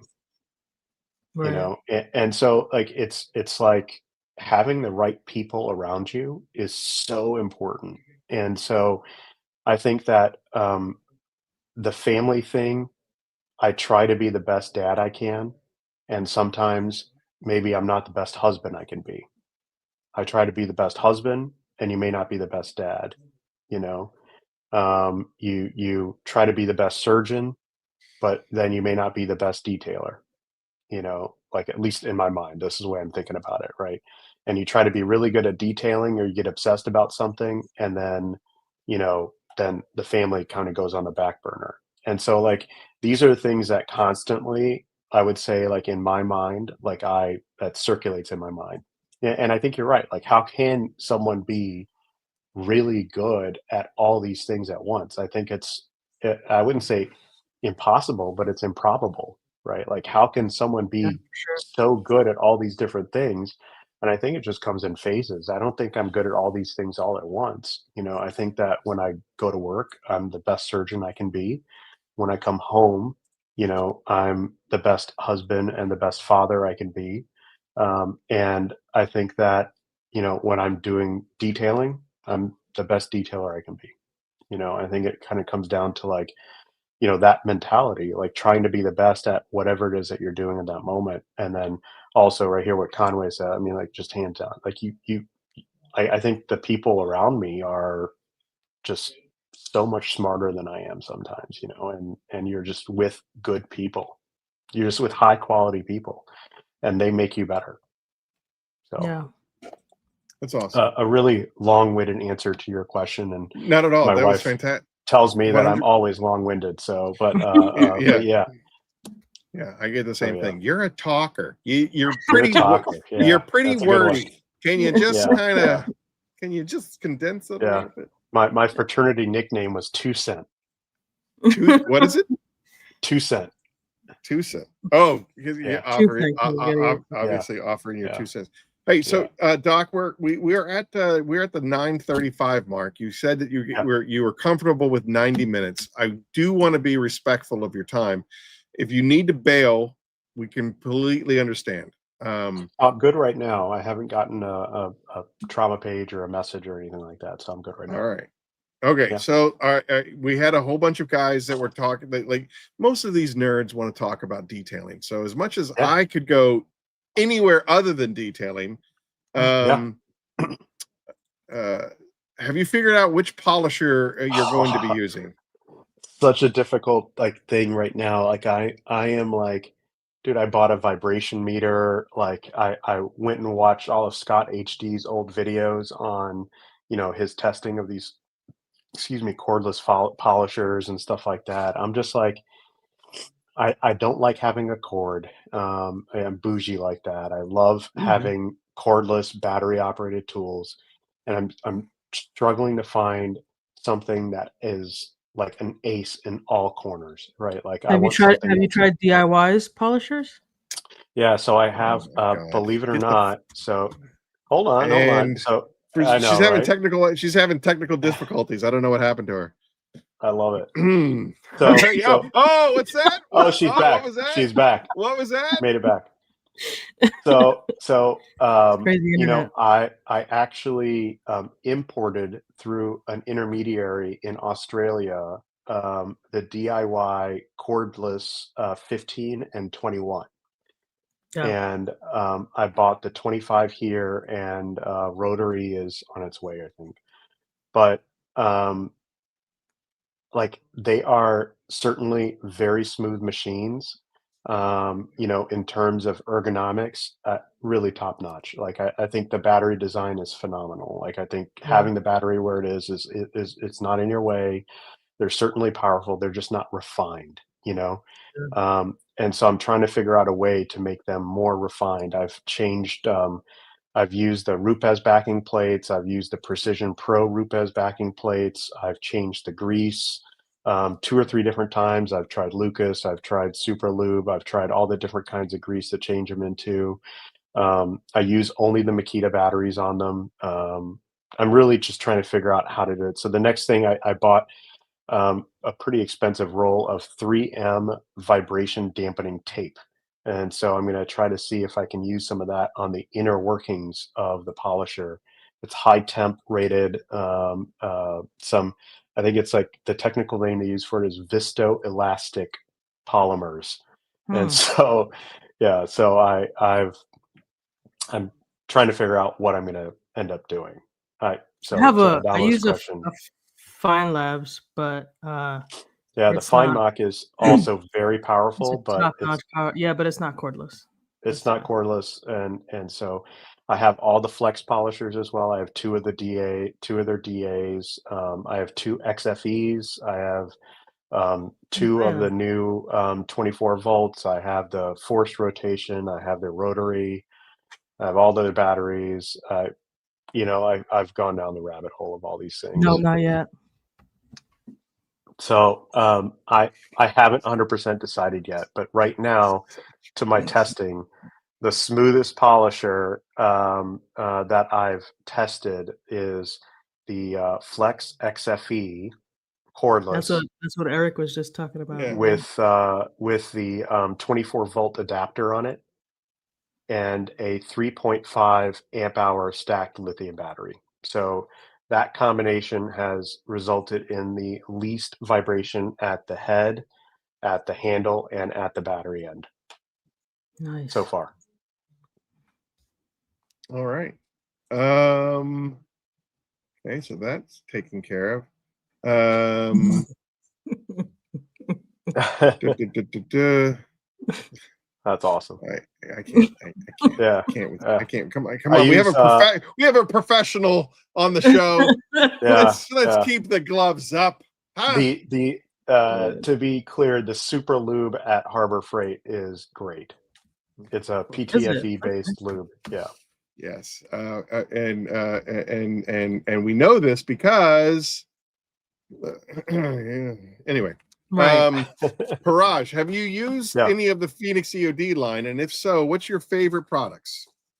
I love the panel prep. I think that I think a lot of people don't like. I think people just overlook panel prep, but I think you have to have it's such a good experience. I don't know how else to explain it. It's just a good experience to Yeah. have a really good panel prep. Peleus and Chronos for sure. It's a phenomenal coating. I bought a ton of bottles on it when I saw it on sale, and it's been great. Thank you, sir. As a third, I bought a small bottle of Hydra, and so I keep those twin neck bottles filled with. I have one with Hydra in it, one with Nemesis, one with Hero, and one with Fine Lab Pure Rinseless. So those are the Oh, four. nice. Yeah, those are the four rinselesses that I have on my shelf right now. Thank you, sir. I appreciate that. That was very nice of you. All right, let's see here. I know that Eileen's pressed for time too, so I'm Yeah. gonna burn through as much as I possibly can. Yeah, I let's do don't it. think Eileen, I don't think we're gonna be able to get to your unless you want you want to run through your I'll give you detailing questions real fast? I'll give you quick answers. Sure. Okay. Yeah, I mean, I could do All that. right, hit them. Okay. What's a tool you bought that you feel now you could have waited or never purchased at all? Oh, a pad washer Okay. because I just would make my own now, Yeah, there's a like lot of everybody else is versions doing. out there. Yeah, Yeah. yeah. What's the weirdest thing you have found while detailing a vehicle? I found dirty Um, underwear this week, by the way. a What's dirty that? needle. I found dirty underwear this Oh, week. dirty Were underwear. they purple? No, they were brown. Just checking. Honestly, I haven't encountered anything like really crazy. Um, like old like French fries, I guess. I don't know. Like I haven't really found anything crazy. Okay, good. Yeah. Have you ever had a customer express unrealistic expectations of a detail? Yes. But I think that I did a pretty good job in kind of re-explaining things afterwards. Good. Yeah. What is one thing that you have in your arsenal that if it was missing on your next detail, you would struggle or kick yourself for not having? Um,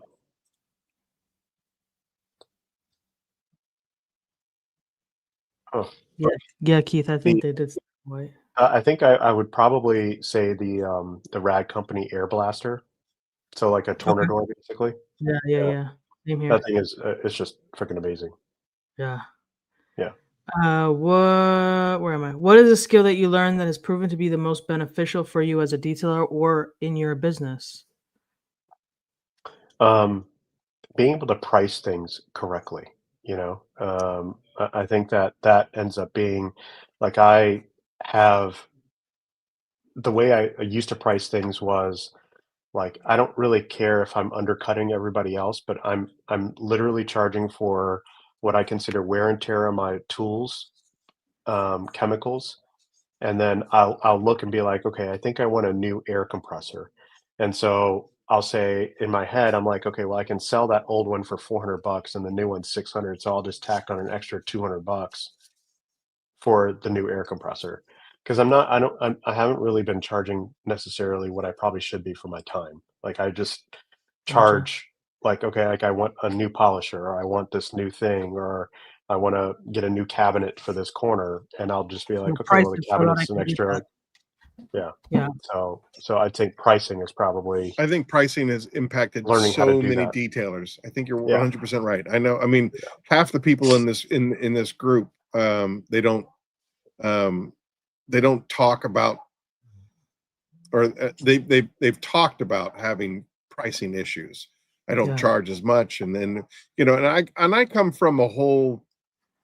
My angle is I grew up in EMS, and so we had always issues with volunteers versus professionals, and I mean, I remember a couple of different calls where like I have literally brought people back from the dead for $14.65 an hour. And and it's because well, why would we pay when we can get a volunteer to do it for free? And if you see like what the volunteers are doing, they're not bringing somebody back from the dead. I mean, there's some volunteers. Don't get me wrong. I'm not knocking volunteers, but I'm just saying as far as the professional EMTs and paramedics versus volunteers are concerned. And so I hear that, now that I've transitioned, all these years later, transitioned into the detailing world, I hear the same thing. It's like, well, you're charging $800 for, an exterior. This clown down the street was only charging me $250. And it's just like, yeah, that's because you're getting a $250 detail versus what I'm bringing to the table. And I look at like Fab, Brian Webster from Fab Automotive Detailing, when we all went down to Southern Detailers Conference a couple of years ago, and I'm working a test panel with Papa Cut and Fab Polish. And I'm like, look how great this is. And Fab grabs the polisher out of my hand and he's just like, let me show you how to do it. He's a professional detailer and I'm a chemist. Well, I'm a flyby chemist. Anyway, point of the story is that it's not my profession. I don't detail. And it shows like what Fab could do versus what I could do. It was night and day difference. And anybody that was there saw like, wow, what a night and day difference. So again, I guess I'm just trying to further what your sentiment, which is, pricing is everything. And then and it's hard to, I guess, justify or show like the reason why you charge what you charge versus what,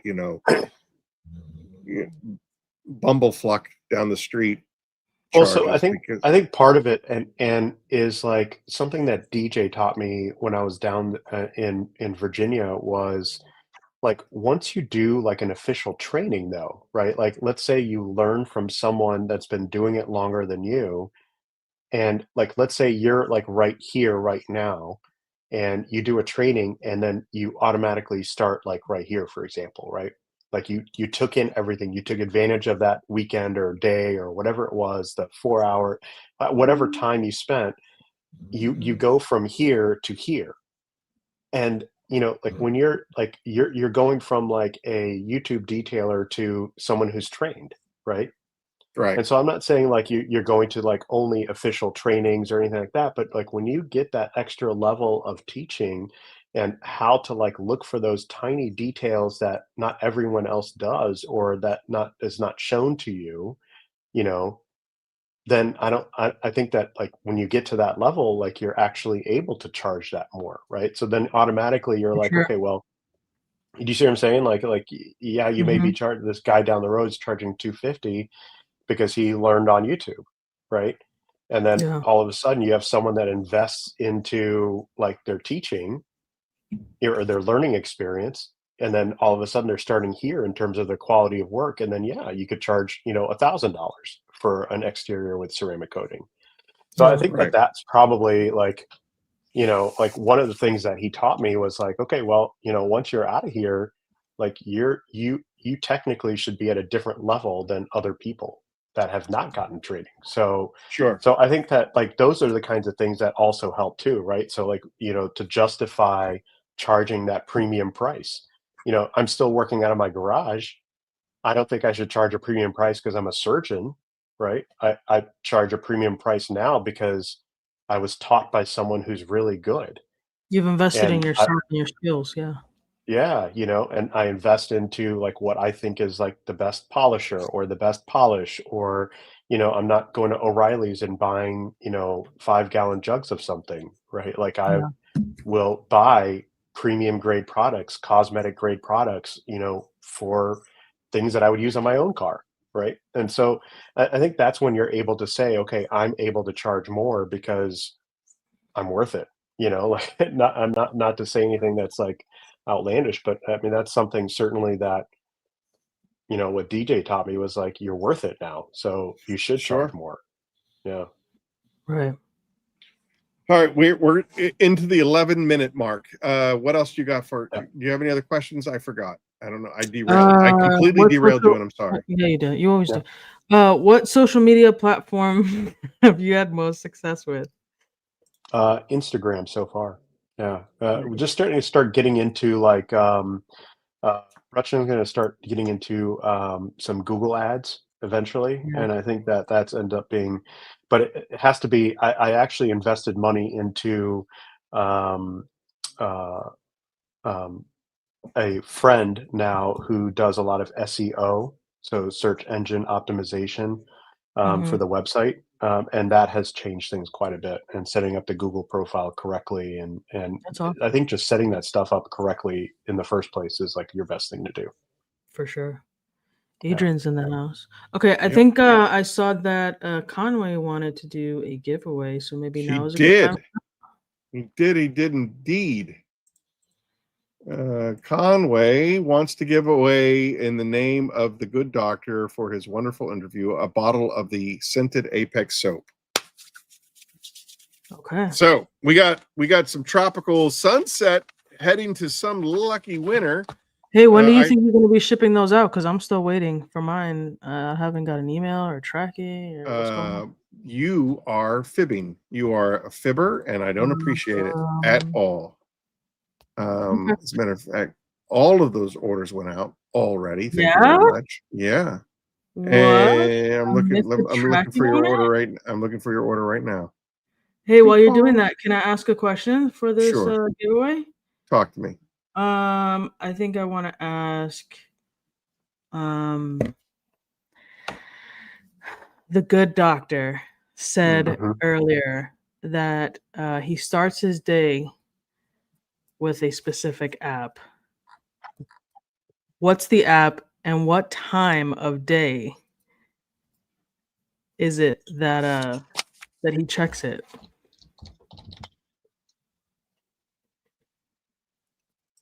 I don't even know. I didn't even look. I have no Ooh, idea. enthusiast got it. Ooh, enthusiast. Wow, that was quick. Yeah. It says that your order will be delivered Tuesday, September 16th. Oh, U.S. nice. tracking numbers. I'll send you. I hopefully maybe I can send you a tracking number. Right after my DIY order gets in. I love it. You know what?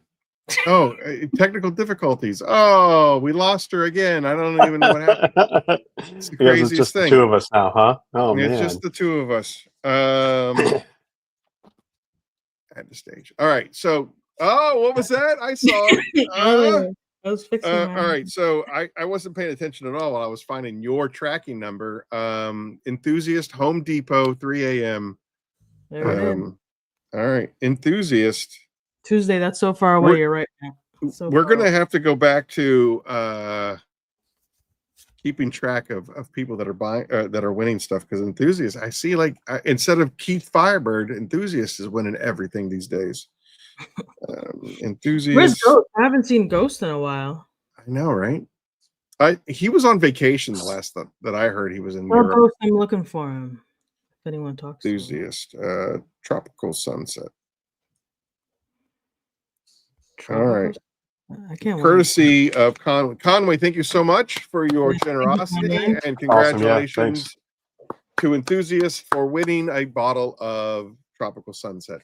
Okay. All right, so now that's taken care of. Did the doctor say if he is a pressure washer or a hose guy? Pressure washer. I have an AR630 that I've had for, I don't know. I keep telling Rutschman it's due for an oil change.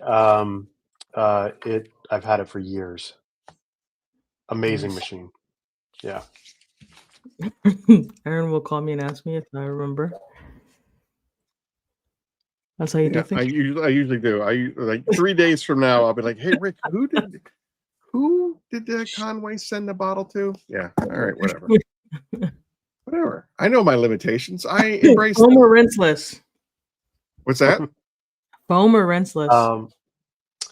I'm up in Metro Detroit, so I will do rinseless in the winter.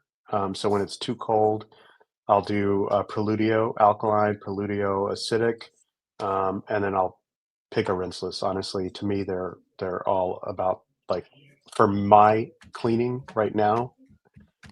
They work the same. I end up using probably Fine Lab Pure Rinseless the most, and then for actual like getting salt off, and then probably ADS Hero second most for like maintenance washes, and then There's yeah, for sure it's so tunnel good. washes. Yeah, Fine Lab soap is like, what is it? Pure Wash? Is that what it's called? yeah, Pure Soap? Wash. So good. Such a good Yeah. soap. See, for me, it's the opposite because I have such an extreme summer that I do Yeah. rinseless in the summer and then foam usually every Yeah, other I night. mean, honestly, the fun part is like when it's nice out, like the kids are out playing, and then like they want to help wash the car, so they want foam, right? Yeah, 'cause Avi, that's my cool. son, my 6-year-old, be like, "Hey, are you doing rinseless or are you doing foam?" And I was like, "Dude, I'm doing a quick wash. Today's just rinseless." He's like, "Oh man," Aw. So Corey, or excuse Have me, a good Chris night, M. baby. He already has Hydra. He said he bought an 8-ounce bottle, so he has it. He doesn't need more Hydra, but maybe I should send him some more so that he can get a full feel for it. I don't know. All right, listen, kids, we are coming up on the 2-hour mark. Eileen has a hard break. The good doctor was willing to give me an hour and 30, and he's already gone 2 hours. Dr. Patel, I could talk to you for another 3 hours. You're absolutely a fantastic I guest. appreciate it. Thank you so much, man. You have so much knowledge in so many different areas. Again, I love talking to people that are infinitely more intelligent than I am, and you qualify in almost every category. I mean, maybe comics I have you beat, but that's about it. Thank you so much. I appreciate that. Thank you so much for you've been an absolutely fantastic guest. I've been trying to learn how to listen more and talk less, and you are an absolute epic guest. Thanks, man. I appreciate everything that you said tonight. Eileen, I love you. love you. You're the sister that I never wanted, and you're the brother I never wanted. and I know that you have somewhere to be. You have somewhere to be, so this is a hard break for you. If Dr. Patel, you're welcome to stick around as long as you'd like. I do have a couple of things that we need to wrap things up with. Eileen, if you need to bounce, you need to bounce. We at the end. Oh, well, first and foremost, I'm getting over my skis again. Doctor, if they want to get a hold of you and see what you have to, if they want to get a hold of you, how do they get a hold of you? Yeah, so email or Instagram is easiest. So Clean Cut Detail. Yep. So Puraj at cleancutdetail.com. They can always text me. It's totally fine too. And that's 313 205 3780. 313-275. Sorry, 313 205 Oh, 205. 37. Yep. 3780. 3780. Okay, Yep. add banner. Show. All right. And So then if you you got want the to text, Instagram. Yep. you can text him if you want. And then of course you can always go to his Instagram page, which we just had up on the screen. Clean_cut_detail. And then of course you can also email him at Puraj@cleancutdetail.com for everything that is Clean Cut Detail. And again, you obviously have a wealth of information and knowledge. I would suggest that you guys reach out to him and use him as a resource. Thanks. Eileen, so if they want Anytime. more of you, where can they find you? You can find me on Instagram at So Clean Detailing or YouTube, same thing, So Clean Detailing. Email info@getsoclean.com. And yeah, email or Instagram. That's usually where I live.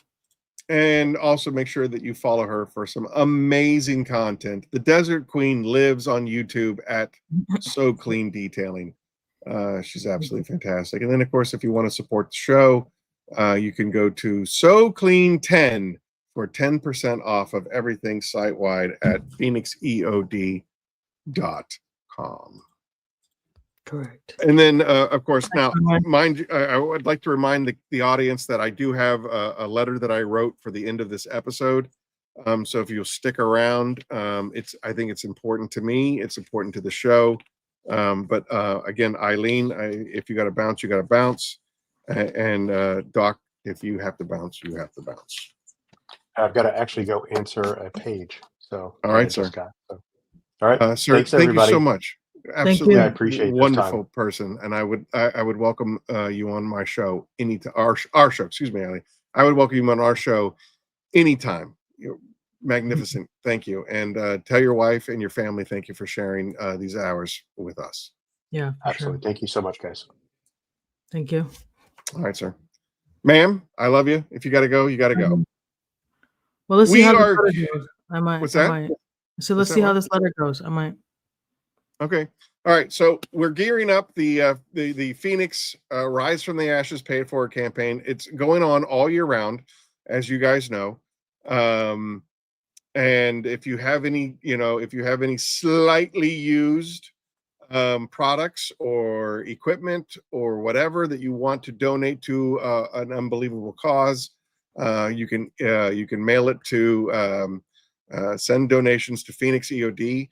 at 404 Bloomfield Drive, Suite 1, West Berlin, New Jersey, 08091. Somewhere on the box, make sure that you put Pay It Forward. And we have so much stuff right now that we desperately need help to make sure that this equipment gets to where it needs to be. So you can help us ship hope for this Pay It Forward at GoFundMe /F85A4 Delta 25. The link is in the link is going to be in the description of this video. And we need your help. Dr. Patel, he donated so much. All of you guys have already donated so much, but I need to make sure that you guys continue to put this on your radar. We still need help. We're still about, I'm estimating, because of what we did last year, and the number was around $1,300 to ship, we're probably going to be closer to $2,000 plus to ship all of this stuff. What's that? Yeah. So wow. Yeah. Well, right now we are at 1,300 right now. So we have met last year's goal, but we have so much more stuff now that we're going to need more help.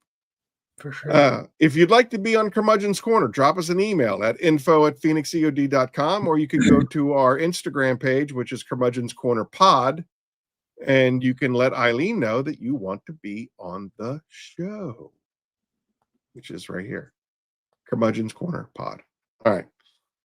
Again, now I'm going to go through what we normally talk about, and then I have a letter that I wrote earlier that I need to read. Especially because of what today is, what this month is.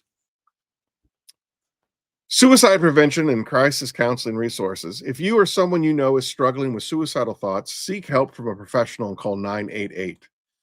The United States' first nationwide 3-digit mental health crisis hotline, 988, will connect will connect callers with trained mental health counselors. You can also text HOME to 741-741 in the US and Canada to reach the crisis text hotline. We'll also encourage you guys to visit the apa.org/topics/crisis-hotlines.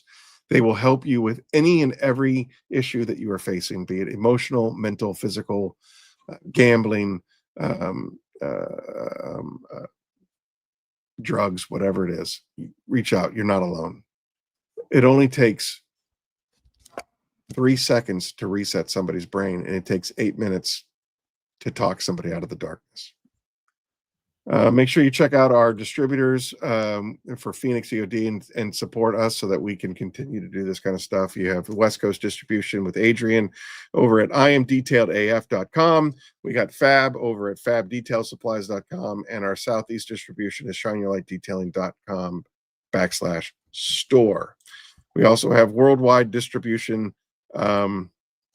with Canada at carzilla.ca, United Kingdom into detailing.co.uk, and our good friend Andrew over at Australia, auspro.com.au. And then last but not least, the House of Rags, everywhere you are, thehouseofrags.com. Use No Direction 10 to save some money and support the other podcast that we do. And then I'm going to close with this, and I appreciate all of you indulging me with this. It's very anyway, I'm just going to get started. And we don't talk about religion, and we don't talk about politics on Curmudgeon's Corner. You just need to be a good person to show up. But this is important to me. Folks, this week hits differently. Just 2 days ago, we marked September 11th, a day that none of us will ever forget. A day of terror, of tragedy, of unimaginable loss. But it's also a day when, for a brief moment, America remembered how to stand shoulder to shoulder. We didn't ask red or blue, left or right. We just asked, are you okay? What do you need?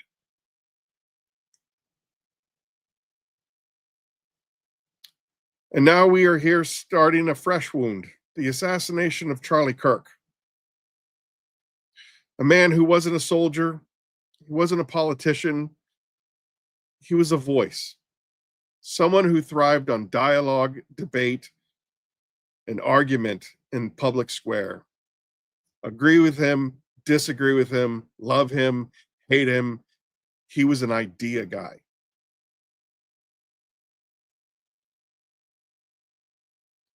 I'm sorry. And he was silenced with a bullet to the neck. So I find myself asking, when did we become a society where conversation is something to be assassinated over? When did words, debates, and disagreements become so dangerous to some people that they felt the only answer was a gun?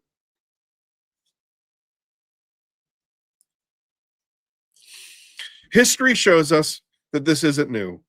In ancient Rome, when the Senate stopped arguing with words, they started killing each other, and the Republic slid into a dictatorship.